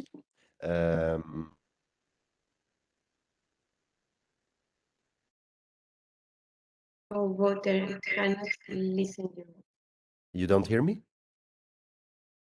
Yes, now I can hear you. Can you please repeat the question, because Okay. I lost you first. Okay. So it was based these graphs you showed from the birds, so that early in the season the number of birds is increasing, I believe, and then that later in the season it was remaining stable. And you also showed a lot of trends from short distance, long distance migrants. And basically my question was, if I understand it well, that you just add all the birds from different species together, Yes. or is this in some way like standardized per species? Because it seems to me that, for example, this increase of birds early in the season could be driven to a large extent by this increase in black kites, for example, Yes. which are a very common migrant, and to what extent that really, so if you just look at all the birds together, to what extent that really tells us something about about changes in migration rather than just or like say general patterns in migration rather than a species specific effect or something like this. Yes, I totally agree with you. The increased number of birds at the beginning of the season might be due to the increase in specific species. Okay. This is why I think it is very important to include many different species with different life histories strategies, because when you analyze only some species, maybe you do not detect any change, any trend, right? So the thing is that this is happening. For me, the most important thing is that most studies up to date are usually analyzing trends along the years without taking into account what is happening within the year. And then, of course, what it's explaining the pattern within the year, we should look at the specific trends in the different species. So I totally agree with you that the increased number of birds are not like a general pattern like happening with all species, but with some of them, like for example, black cats probably are causing this pattern. Yes, it would be also very much interesting to see whether this pattern is also related with sex and age. But unfortunately, in not all spots are taking demographic data the same way as you do in Batumi, which I think this is very much interesting. Yes. Okay, thank you. Very interesting question. Thank you.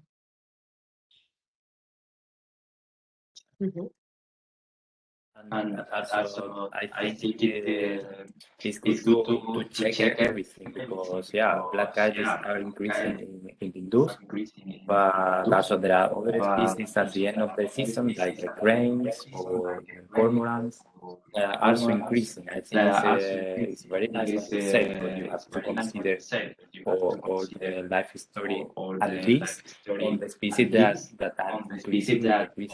But I really agree. You see that it's very complicated. It's a very complex process. I also want to say that when we started to analyze this data, only looking at the changes between the years, we did not detect any change. So this is very much important because sometimes the changes are happening in a specific time of the year. If you account for the whole period, then you do not detect any significant change because this is somehow balanced. What is happening at the beginning is masking what is happening at the end. Yes. Any other question, please? Stephen, welcome. Yes, thank you. I have a question for Walter, and the background of the question is that we always struggle to adjust the count period and make it long enough to cover all the species. And Walter pointed out that it'd be better to focus on a few focal species for each migration station, which is sort of where this migration station covers the vast majority of the population, like honey buzzards in Batumi. And I was wondering what would be your advice? What species should we focus on in southern Turkey and in Egypt? If we could focus on those species, that might help us to limit the time period that we need to cover. Yeah, so I'm sorry, there's a bit of noise in the background because I'm in the village and people are continuing their daily activities. But I think from what I saw from the Sarimasi counts, for example, the number of short-toed eagles and lesser spotted eagles really stand out as being quite important. and especially compared to what we see in Batumi, for example. And then, for example, looking at your data from Egypt, I was struck by the absence of black kites in your table, in the sense that it sort of seems to match the idea that the kites that we get in Batumi come from the Middle East rather than from sub-Saharan Africa. So I think that there, if doing like a formal comparison of these different sites, we could already quite clearly see like, okay, this is the place to be to monitor this or that species in this or that season. The extent to which it's really going to help to limit the monitoring is another question. Because of course it could be that one site is important for an early migrant and a late migrant, and then you still have a very long period to cover. But at least in Batumi, I think we reduce the total season very much by, for example, not trying to monitor specifically greater spotted steppe eagles, imperial eagles that can migrate until very late in the autumn, into November probably. And we just cut it off after the lesser spotted eagle peak and say, okay, that's enough. And because the numbers of those other eagles are quite a bit lower anyway. And we don't expect those to be like, we don't expect Batumi to really be able to detect the kind of changes that we are able to detect for species like black kite and lesser spotted eagle, for which we do cover important parts of like regional populations and for which the numbers are more stable throughout the years, let's say, whereas for others it's very volatile and it probably depends a lot on weather conditions and this and that. So yeah, I think it's challenging, but it should be possible at least just to let the data speak for themselves and to really to at least see, like, for those species it could potentially be interesting, and then based on more pragmatic arguments say like, okay, that is feasible, that is not feasible, and just propose like a monitoring network, let's say, to some funding agency that that might be able to help us in achieving that. Yeah, just a quick clarification. The table I showed for Galala is just a subset of species. So we've counted more than 10,000 black kites, and yeah, it wasn't in the table, but there are definitely black kites moving through there. Yeah, but it's it's little compared to the almost 100,000 that we already saw in Batumi now over the same time period. So I think it's still striking. Yeah. Yeah. I also see Gabi has raised his hands. Please, Gabi. Hi, morning. Hello. Good morning. You can see me? Yeah, okay. Yeah, morning to everybody. I would like to know to see you that the Lindus data are available at the Trechtlelen data for everyone since 2018. Maybe it's a little bit difficult to find because it's put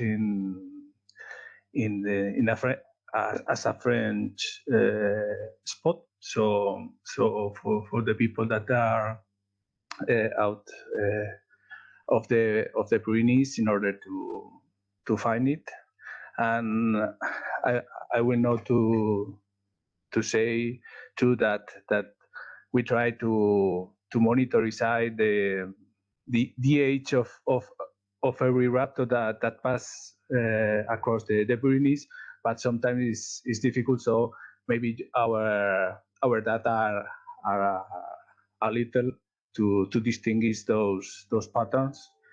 And I would like to say too that maybe with the next founds of next generation founds, it's possible to make new teams in order to improve our investment in our projects, so that we can achieve to make our long data studies for a long time, because I know that's a big problem for all of us. Thank you very much. Thank you so much, Gaby. Vicky, please go ahead. Thank you, and thank you for all these really interesting presentations. I've been really enjoying them. I just wondered, for the relatively new sites at Saramazi and Galala, what is the kind of plan for the model? So obviously you either need to mobilize local capacity and expertise to deliver these counts, or get regular visiting capacity and expertise. So I'm just kind of wondering if you were able to, and funding is obviously an issue that lots of people have talked about. So if you had if you had funding available, what would be the ideal model, do you think, to use local expertise or international expertise, or meld the two? Thanks. So I can quickly say something about Galala in Egypt. The idea is that our local partner in Egypt has land and some government support to set this up, and the idea would be to use a combination of professional people, either from Egypt or internationally, together with volunteers. So following a very similar model to Batumi, and there's a large number of raptor observers in Egypt. Most of them work for wind farms. So the idea would be to somehow facilitate that the people who work in all the wind farms in the shutdown on demand systems, that they can be harnessed to participate in that migration counts. According to our local experts, it'd be beneficial for the people, because in most of the wind farms they don't see any birds, which is good, because then that means the wind farm's in the right place. It's not so good when you're an observer and you're sitting there for days on end, you don't see anything, and you hear that people 50 kilometers away up on top of the mountain count thousands of eagles. So I think it'll be relatively straightforward to attract some of these people there, at least on an intermittent basis, and supplement that with international tourists. The Red Sea coast is a tourist resort, so it's set up to host large numbers of tourists. So it shouldn't be logistically a problem to promote this place for birding tourism, and that is one of the key goals of developing Galala. For Saramazi, Özlem can speak to the plans, but I think it's similar to have a model sort of similar to Batumi. Great, it's similar. Thank you so much. Any other question? Vulture, please. Sorry, I was just wondering, to put it a bit broader also towards the other people. I'm curious, for example, we heard also about seabird monitoring.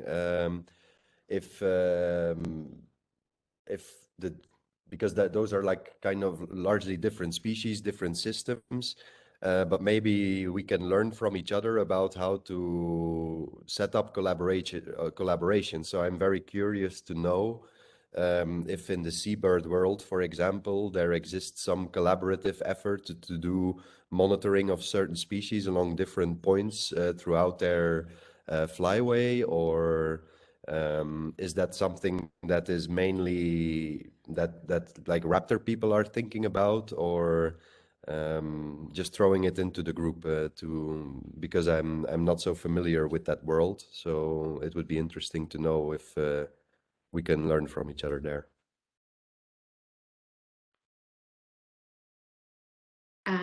Maybe Emily or Alejandro want to answer this question to Vulture. Yeah, I am Alex. There are several initiatives. As I know, for example, there is one is the RAM, is the network of coastal observers probably Rafa also can explain about it, because it's an European initiative that is working well. But the RAM network operate only 1 day per month, and perhaps for a long term, perhaps it's not enough, but it's an idea. Yeah. The problem of seabirds is that most of seabirds migrate in the pelagic areas. It's difficult to monitor seabirds because most of them migrate very far from the coast, and only in some specific points the seabirds are close to the coast and are able to count and to monitor. This is why it's necessary to combine monitoring by vessels, by boats, with coastal counts. And it's difficult. In some places, for example, in the Iberian Peninsula, there are observatories in the northwest of Spain, in Galicia, and also in the Strait of Gibraltar, but and also in the Portuguese coast. And I know that also in Turkey, in the Bosphorus, they are doing some monitoring of the Mediterranean sea waters. But at the moment, I am not sure that there is a network that is coordinated in an international level.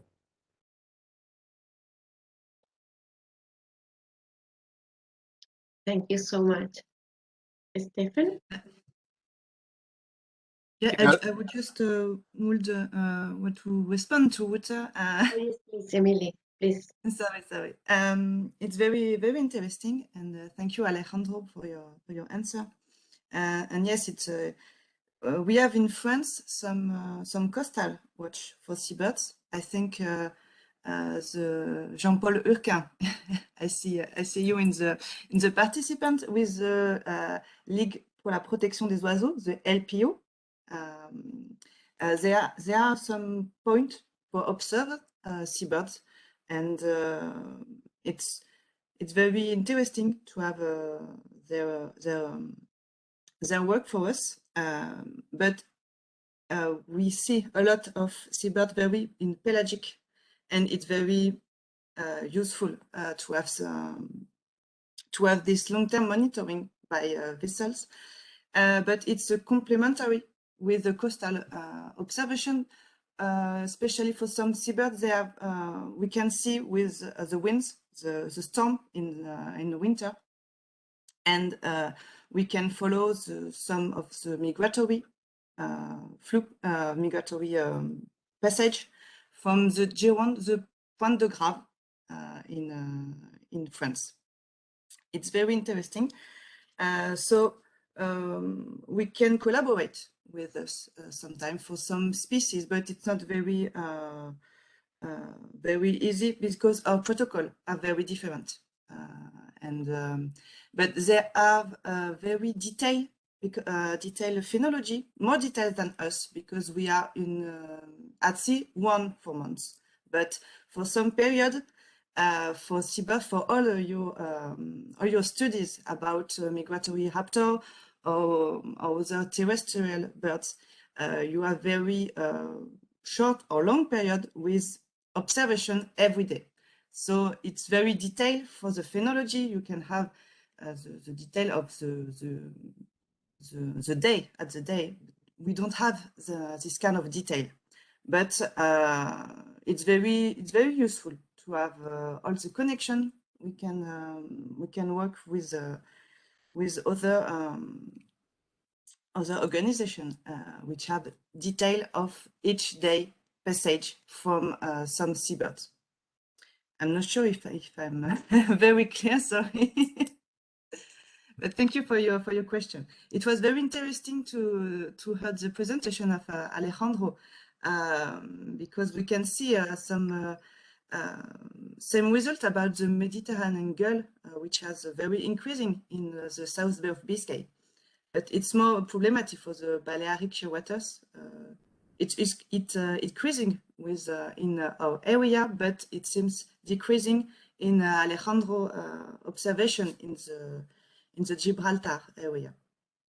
About the Balearic seawater, we have published an article about the trends in the Cory seawaters and Balearic seawaters in the Strait of Gibraltar, and both are increasing.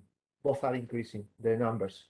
But there is a discussion. There is a discussion because the people that work with the Balearic seawaters detect a decline in the breeding colonies, and there is a discussion what happened with the Balearic seawaters, if it's increasing, is decreasing, because the monitoring in the breeding areas shows that there is a decline in the population. But in our numbers, and we published recently, we show an increase in the numbers that cross the strait.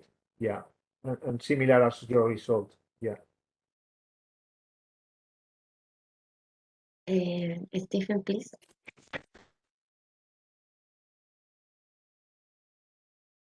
It's mute. You are mute. You are mute, sorry. Stephen, please, you are mute. We cannot hear you.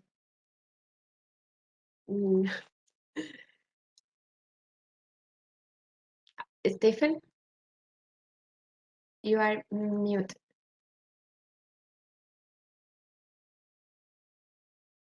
I think maybe it's another problem because I can see that he's not Yes, mute. he's not mute, right? So I don't know what is we happening cannot there. hear you. Okay, can you hear me now? Yes, now, perfect. Sorry. So I was just going to go back to Walter's question, whether we can learn from the seabird world about how to attract funding for larger monitoring networks. So there is currently a LIFE project that is just starting that is called LIFE Pan-Puffinus, that deals with Yelkon shearwaters across France, Italy, Malta, Croatia, Greece, Turkey. It's coordinated by the BirdLife partner in Malta.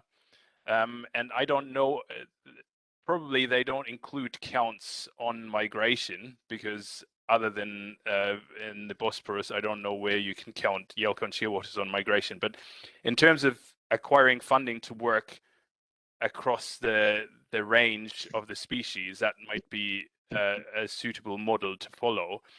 Another one was a big Interreg project a few years ago, where BirdLife partners in Northwestern Europe started tracking guillemots and shags and razorbills in France, Portugal, Spain, the UK, Ireland. Again, that wasn't counting stations on migration, but it served as a purpose to understand the distribution of these seabirds across their range in all of Western Europe. And I think those projects might be informative to see how we could set up a big funding proposal to get money for all the different raptor monitoring stations that help monitor various species across Europe. And I think we'd be much, much stronger if we set up a network and say we want funding for this global purpose, and then we have stations ranging from Spain all the way to Georgia and in between, rather than every one of us trying to get something locally. Yes, actually, sorry, maybe we can return to this point in the second block. I would like to give the hand to Christoph, because he has not been talking so far. So Christoph, we have like 1 minute. Just a statement. It's not really a question. For those, just a statement. For those sites that are using bird ringing to monitor the migration in relation to climate change, we have started to conclude that apart from numbers, phenology, and number of species, the physiological state of the birds might be equally important, and you might, in fact, trace changes quicker than the change you will see in the assemblage of species. So you should have that in mind. It's something we're working at the moment. Yeah, I totally agree with you. So if you If you don't, we can, because now I think it is time to start to discuss important points, especially to take the advantage that we are all here together. If you have further questions, maybe you can email each other and keep in touch. So the second block in this workshop is related to, well, we thought that maybe it could be very interesting to discuss some problems and some opportunities as well. So I have been writing down some ideas while you were giving your talks. And I would like those points to be like to be taking like only like a motivation. But if you want to discuss further issues, please go ahead. So I will enumerate my points, and what I would like is that if it is possible to create a kind of open discussion. So you please just raise your hands and I will give you the voice. So some problems I have been hearing here. There are some problems more related with data collection, and there are also other problems related with funding mainly. So some problems is the main one of the most important problem was raised by Vulture, and he was talking about the need to have a protocol. And I found very interesting that he said that we maybe do not need to think about a very general protocol, but more about site-specific protocol. And I think this is a very, very important idea. So I would like to ask a very open question, like if you all have in your sites a kind of protocol that you are following every year.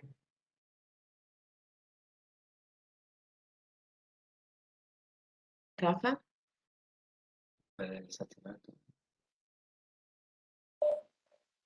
Well, I have been,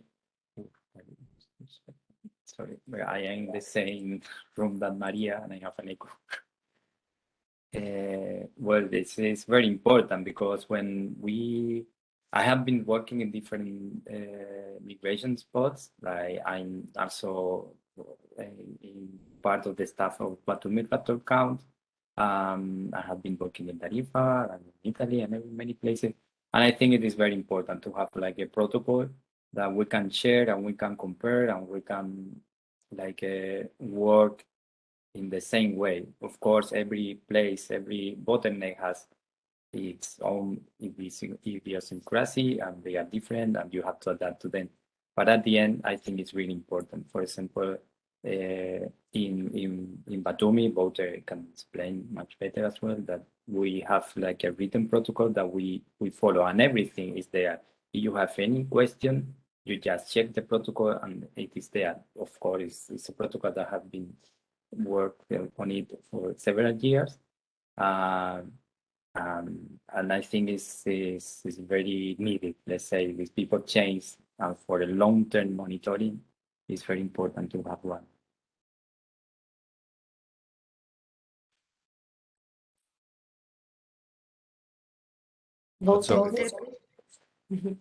Thanks.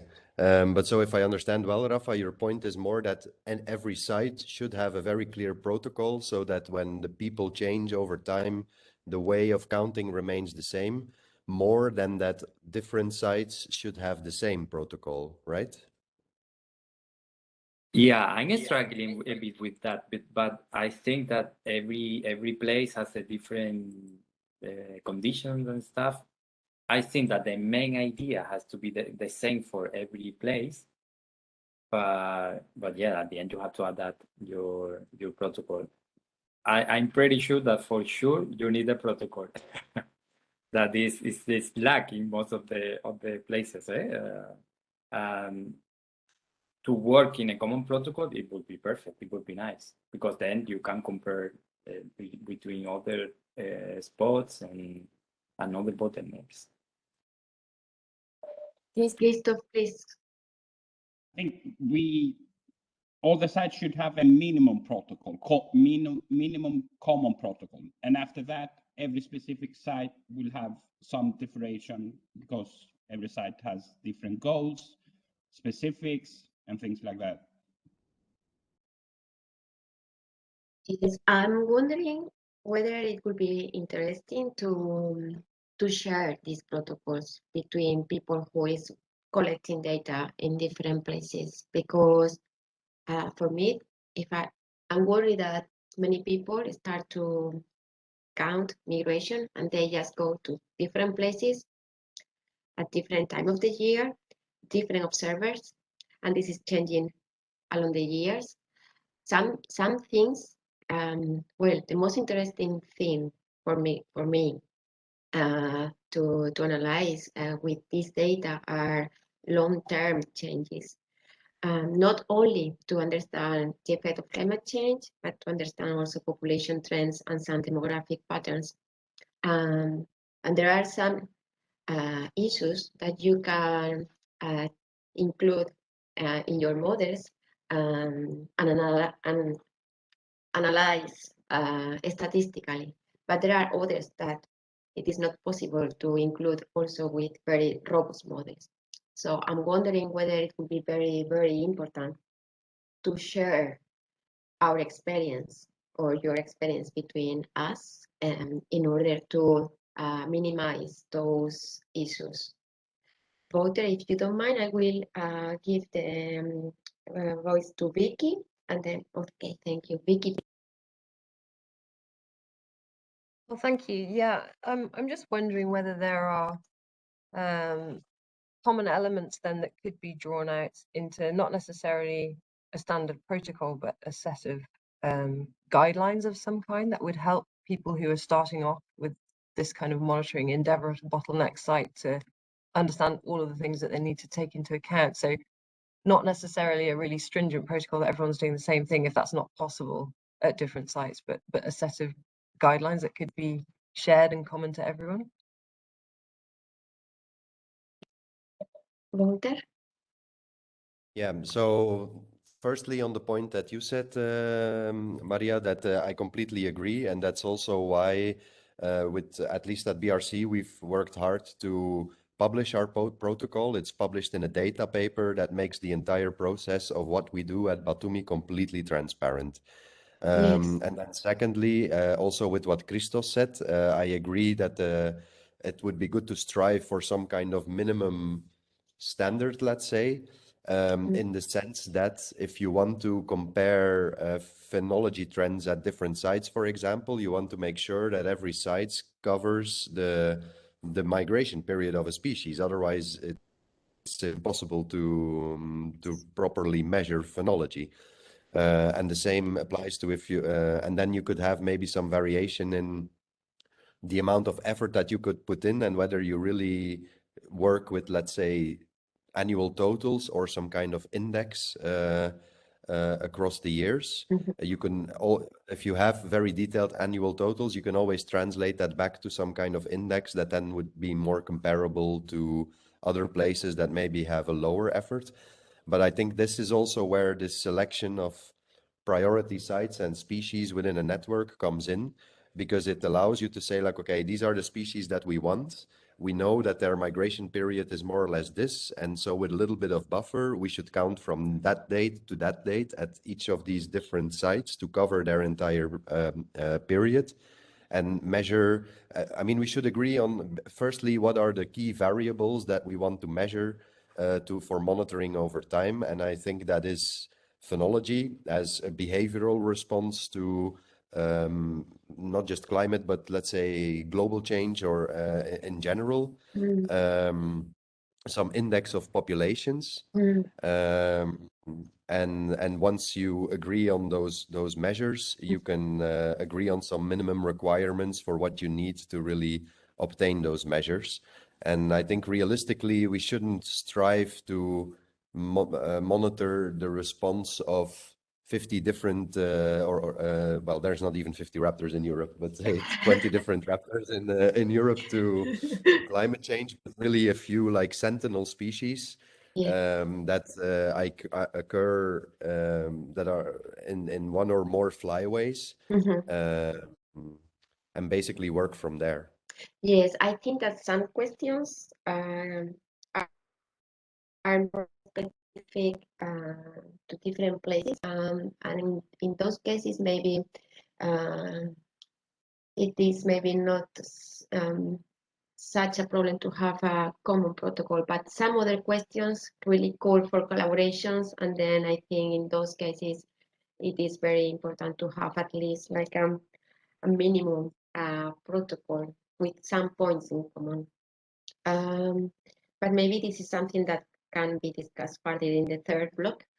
And also another problem that has been highlighted by Stefan, and I would like everybody here to participate, but maybe Alejandro and Vulture has some experiences about funding. So what do we need to get some funding to really get a long-term data? I think you two have like a very different situation, so I would like you to please explain your cases to everybody. Yeah. We are experts in no funding. Yeah. Yes, I think like we Typical are all. question. Yeah. Yeah, I think that funding is the eternal question. It's very difficult to get funding in a long term, and different observatories have different solutions. For example, Fasterbo works with the university, with only professionals. Other observatories work only with volunteers, and every place is different. Yeah. For example, in our case, we have a regional support. Our funding was supported by the regional government for 12 years, but the last 10 years or more, we don't receive money, and it's a problem to keep the effort constant for this long term. And now we are solving the question with our own resources, our private resources. Yeah, the activity of our foundation create a kind of excedent of money that we use for the counts. Yeah, and also we work with collaborators with pay a low amount of money that permit to have this effort. Yeah, and also donations, but probably Vulture have more experience about how is working the donators.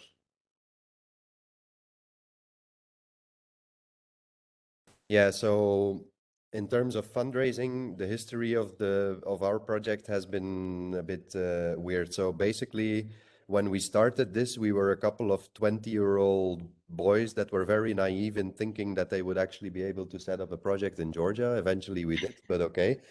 But we did it with money from the European Union to do like a cultural exchange with students from Turkey, Armenia, Georgia, and then European students. And because the European Union pays very generously daily fees for people for accommodation and whatever, and we could operate well below that fee, we had a big leftover that we could then use to basically fund the project. Then over the years, we've been very dependent on several small grants, in particular the Ornithological Society of the Middle East, Central Asia and the Caucasus, OSME, has been a key funder. Although always it accounts for maybe between 5 to 10% of our budget, what we got from them. But also this, because we're a volunteer-based organization, writing these grant applications involves a lot of work.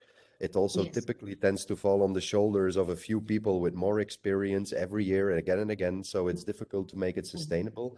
And actually this year we made a very conscious choice to move to a crowdfunding model, whereby our aim was basically to raise 20,000 euros to fund the count. So that basically goes towards paying for count coordinators, transport to our second count station, and some other logistical stuff. But then there's actually the project, if you take into account all the money that is paid by volunteers for their accommodation and their flights and everything, of course, the total budget is a lot bigger than that.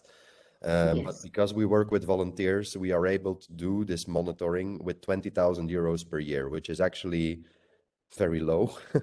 That is going to increase, and we can feel that now very much with the inflation in Georgia and the effect of the war in Ukraine, etc. So it's going to be challenging, and I don't know if crowdfunding is really sustainable. But we had an aim of raising 20,000 this year, and we raised 28,000. But we also work a lot on communication and social media and this and that, which helps to make it work. So yeah, that's a bit an idea of what we've done so far. But and I hope that we can continue at least a couple of years with this. But really, our work is important enough that it deserves structural funding from some sort of long-term funders, such as a European Union or something like this. But I haven't. I struggle to think how to do it. Yes, I think also something that worries me a little bit is that what is happening in Batumi depends on the motivation of very few people.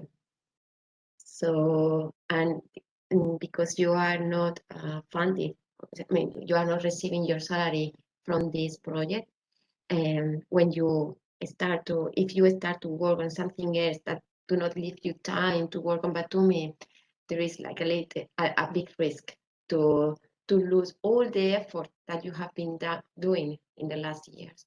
I think also the case of Lindus is very interesting. So maybe Rafa can talk a little bit about this.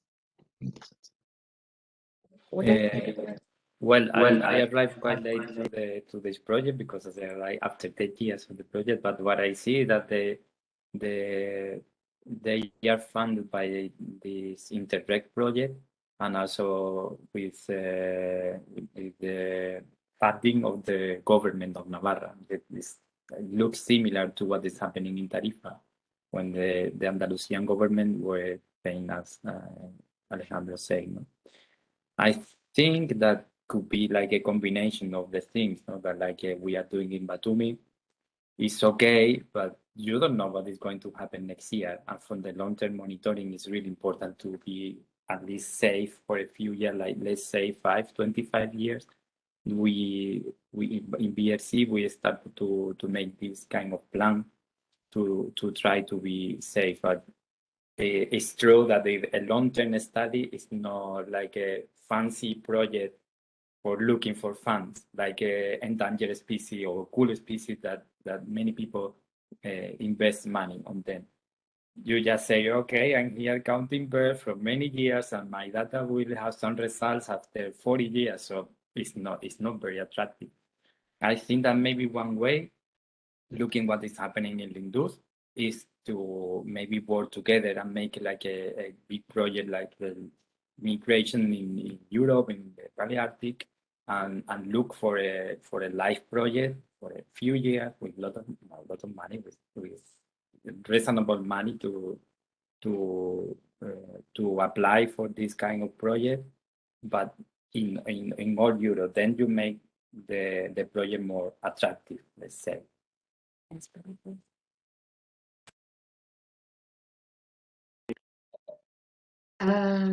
Okay, we have like a couple of minutes more. So Christoph and Vicky, please try to be short, please. Christoph? Yes, one point that I've seen, and something that would help stations in countries where the state is not really supporting this kind of monitoring, and I include Greece in that, is and that could in fact be a product of this workshop. I think it's the importance of network for migratory birds is lacking. So I've seen that the last year I've seen research projects that are working on that, using data from not just a point, but from a big range. But it's something that we should also communicate, and it should be a common knowledge. For example, in Greece, we have to, every time we need to argue and show the importance of those kind of monitoring. And it's much easier if you promote it as a network, Yes. as something more global. Yes. Totally agree with you. I would like to discuss this point in the third block. So please, Vicky. Thanks. Yeah, I agree. It's really difficult to get long-term funding for monitoring, and a network approach, and a big scale, flyway scale approach is probably a great idea. I'm wondering if anyone has tried partnering with the academic institutions to get research funding, and whether a big proposal based on research funding is possible, but also thinking about how to package monitoring more attractively to a big donor at flyway scale. I'm wondering what people think about putting these kind of monitoring actions together with more conservation focused actions on addressing threats, and awareness raising, so partnering more maybe with NGO networks. Yes, I think one of the points is that here we are talking about a process. This is migration, it's not a species, it's not a population. So I think getting funding would be much more interesting if we work as a network, like a group, instead of asking like particular funding for specific places. Please, Stephen. That's the last one, and we move to the last block because we are running out of time. Yes, so this is just a wild and crazy idea, and I'm just wondering whether anybody thinks this might have any legs. But we're trying to look at NGOs or academic institutions. I don't think we'll find sufficient money. Where a lot of money is in the commercial sector, and I'm wondering whether you could try and get something out of all the wind power developers and all the electricity distribution networks. If they invest millions and billions into expanding networks and wind farms and other energy infrastructure, the cost to maintain, say, 10 monitoring stations for raptors across the flyway is a very, very small proportion of their budget. And if we could pitch it to them to say, look, if you can monitor these 10 species across the flyway and you build however many thousand turbines and power pylons across Northern Africa and the Middle East and whatnot, but your monitoring that you support shows that actually the populations of these species are stable or not declining, then that might actually benefit their cause, that they're not cluttering the Sahara with bird shredders or something to that effect. But I think because that is where the money is, maybe we need to think about how we can approach those big investors, or even ask the World Bank and say, okay, for every project that promotes energy infrastructure, put 5% towards monitoring of large soaring birds or something like that. I think that probably be it might be difficult to get in, but the amount of money that be available there should be much greater than through NGOs or academic institutions. Yes.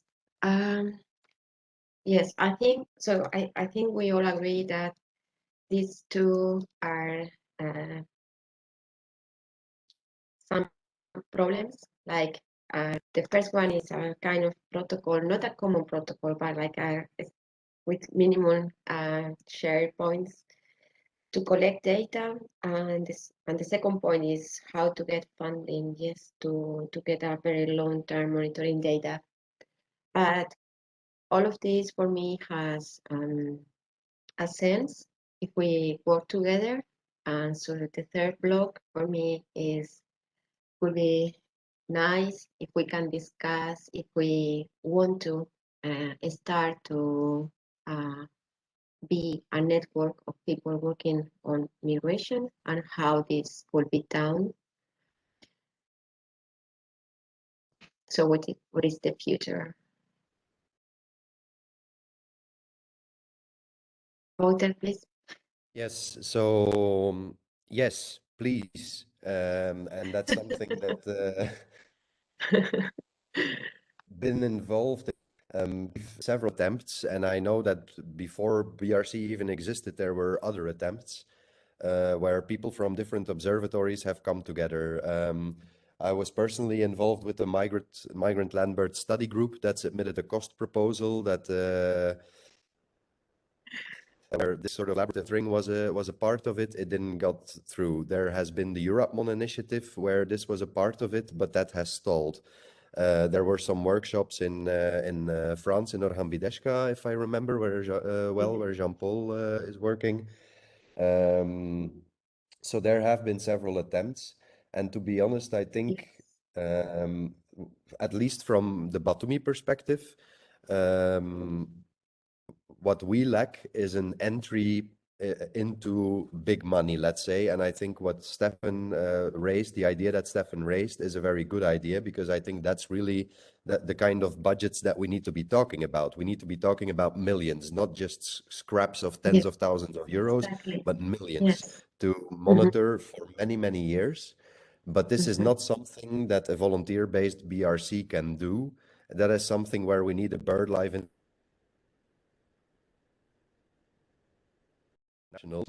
we are going to be your spokesperson and our lobby groups in Brussels to get to those companies and to make sure it happens.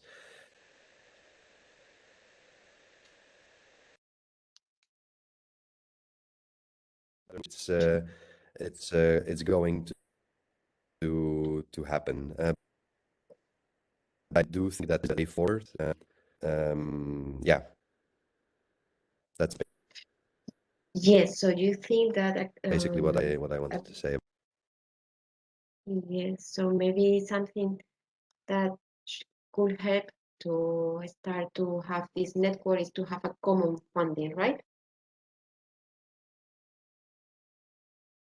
Because once you have the common funding, you also have the budget to organize meetings, to come together, to maintain connections, and not just through an online meeting, but really coming no, I totally together, agree with you. these things together, and it all goes from there, really.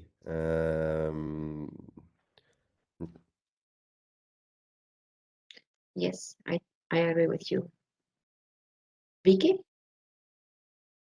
Yeah, I couldn't hear everything that Wouter said because he was cutting out a bit for me, but I just wanted to flag that the Raptors MOU, which is the CMS intergovernmental group that cover raptors across Africa, Eurasia, and the geographic remit of that stretches all the way across to China, is starting to take an interest in raptor monitoring. I sit on the technical advisory group of that.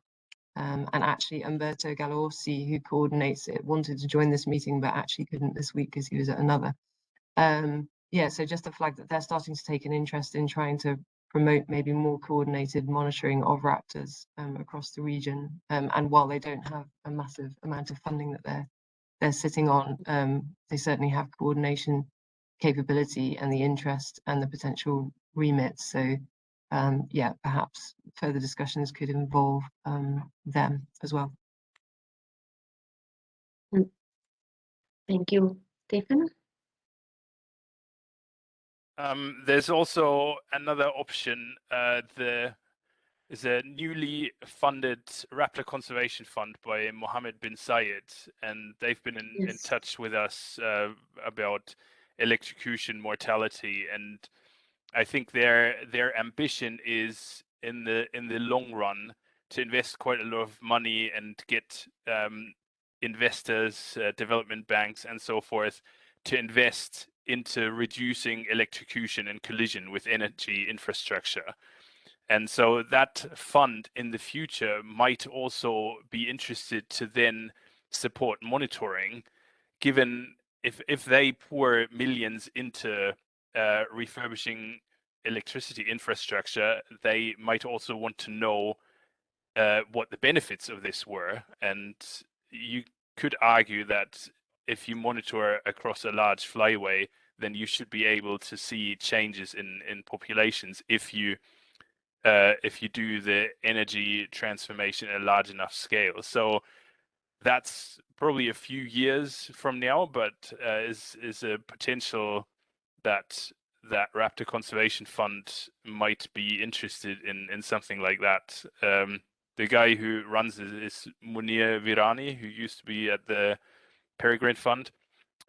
So yeah, we talk to him regularly, and he's trying to get a conference together at the end of September, which is unfortunate because it's peak migration season. Everybody's in the field. But it might be useful for some of you to go there and pitch that idea at that level.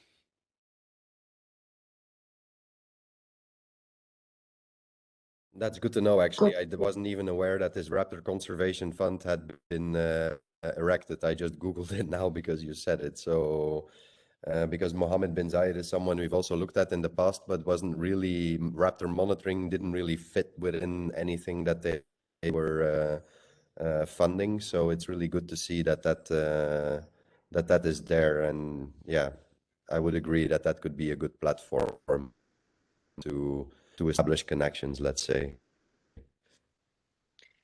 Yes, but well, apart of having a common funding, a common project, which I totally agree with Vulture, that this can be like the missing bone to keep us all collaborating and working together.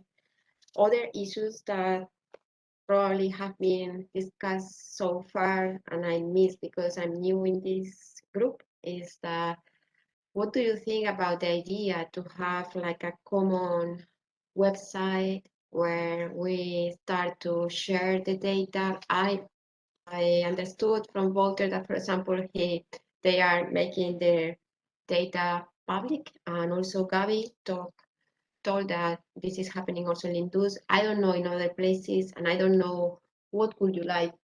What do you think about this idea? I mean, it's not to make the data published for everyone, but at least has to have like a metadata to tell people what do we have in order to establish somehow collaboration between us.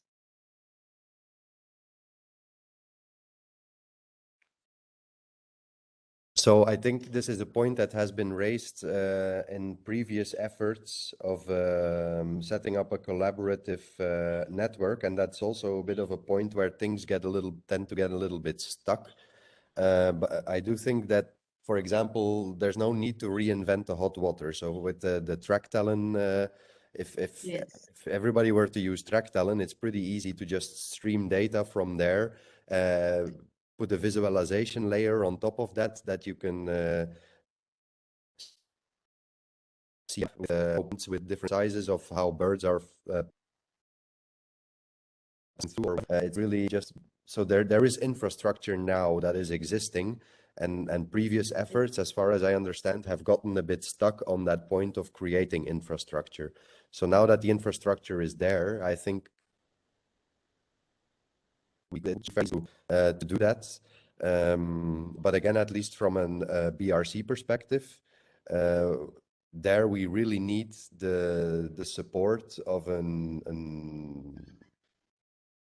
common broker, let's say, like BirdLife International, that could put people on this and make sure that there's some professional capacity behind this that makes it happen. Because in a volunteer capacity, that's not something that is feasible. No, but what do you think if, I don't know, like in a project like, for example, the ones in Lindus, which is like an European project, do you think this can be one of the main aim to promote like a future ideas to have funding to make all this possible? I mean, like, I agree with you that best would be to have like a project, common project for all of us and more people, of course. But if this is not possible, what do you think if we start to think about this idea within one project?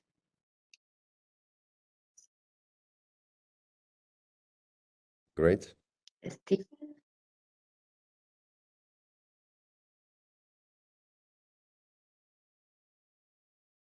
Or Hear me? Rafa? Yes. Yes, I totally agree with Vulture. We have the structure in Tractelen, all the data is there. We need like in North America. In North America, there is an association that they manage all the data, and if I want to make it like a raptor study of the migration in the US, in Canada, I just send a single email and I get all the data. I did it. We did it because we are trying to make a big study, and in less than 1 month, I have all the data from the North America. And in Europe, it's incredible. It's very difficult. I check their tenant. I check the people that they are working in the different places, and then I contact them via email. I have some responses like Christos or I have data from Lindus, from many places, but there is like a voter say, like maybe per life is the good association of the meeting point where all is connected. We need this kind of thing, and yeah, we don't have to invent anything. As you said, I totally agree with voter. It is just put everything in common, and it will be more easy. I'm actually curious to hear from Jean-Paul or Alejandro, who have been perhaps most involved of all of us in already trying to establish these kinds of things in the past. We also had a Yes. meeting in Migres in 2000, when was it? No, earlier, 18, where we had a workshop talking about this. And so I'm curious about their perspective in that sense. Yes, please, Alejandro. Yeah. Okay. I think I agree with you. I have the same feelings as you, and I think that have an organization to I don't know if you share the information, because, for example, we cannot share our information, but we are open to collaborate with everybody, and it's not a problem. And it's in our case, we are open to collaborate with other organization, and if we create a new network, is okay. Yeah, I agree, and I think it's necessary. Yeah. Yes, I think this can be, of course, I understand that this has been a very long discussion, but still I thought it would be very nice to try to bring here again this point, because for me, many people of you are working on the same process, so it would be very interesting to start really to collaborate together. And I know that this is a very difficult thing, and I understand that many of you cannot share the data, but this is why I'm saying that having like a kind of common website where we all at least share the metadata. So for how many years we have been collecting data, for how many species, like how the numbers, like the raw numbers, no the specific data set. Maybe this can start to help us to collaborate more closely. But yes, I think this has been already been discussed for a long time. Maybe we can go back to this point and try to think how this could be done. So asking for a common funding, I think this is a very good idea, Vulture. I think asking funding for private companies for wind and electricity and solar companies could be, as Stephen said, a good option. Other big fundings like European or more global fundings can be also a good thing. I don't know if you have more suggestions. I think the key problem here is that whenever we want to apply for funding to something like European Life or Interreg, you need to pitch an idea that creates something, and I think that's where your concept comes from. Oh, let's create a website and put everything together so that you can pitch to a funder. Oh yeah, we want to bring all these things together and create a website. And then the problem is that website Tractalen actually exists. The infrastructure is there. So we need funding to maintain and expand existing effort and just continue it on. And the key problem for me is always, how do you pitch that to a funder where you can't say by the end of the project we will have achieved X, because you don't achieve something, you just create more data and work on a long-term monitoring. So trying to find a narrative that would allow us to get the funding in place for this long-term monitoring that overcomes this problem that for most of the funding streams that I'm aware of, you have to create something. And maybe what Vicky mentioned previously, that putting in more effort on conservation and then using the monitoring as a tool to evaluate whether the conservation was actually effective might be the only way to actually do this. But it's always going to be challenging to then keep it going in the long term, because you might get funding for 5 years, but then Yes, I totally agree. Yes. Well, but it could be a good start, yes, to have funding at least for 5 years for all of us. Good. I don't know if the organizers want to add something, if they are happy with the discussion so far. Everything is okay? Yeah, for us is everything okay. Thank you all, yes, for participating. And I don't know if you want to say something else, Marimar? Well, yes, well, I don't know, like I'm new here, you know, like I feel a little bit strange leading this discussion, because I know that you have all a great experience. So probably most of the things that have been discussing here have been already discussed. So I just wanted to hear your opinion and your motivations. So I hope that, I don't know, of course, someone has to take the responsibility if we want to do something in real. So maybe we can discuss a little bit more by emails, if this is possible, how this can be done. I don't know, like some things that are possible. And we will see. Maybe it would be good to organize this kind of workshops more frequently, to keep in touch. I don't know, at least one per year. So, but this is something that can be done very easy, just to be in touch and to share our experiences.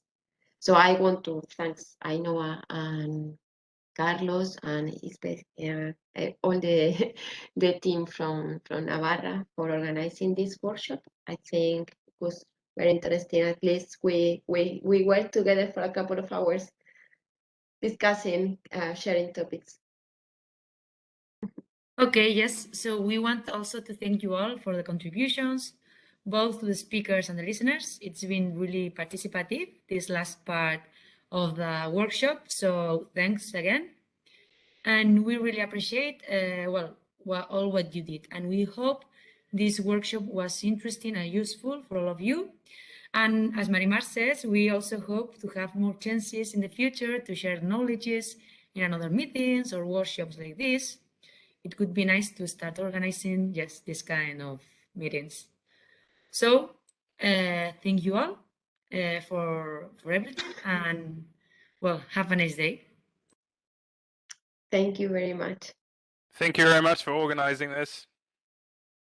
Thank you. Thank you. Bye. Thank you. See Thank you. you. Bye. Thank Bye. you. Bye.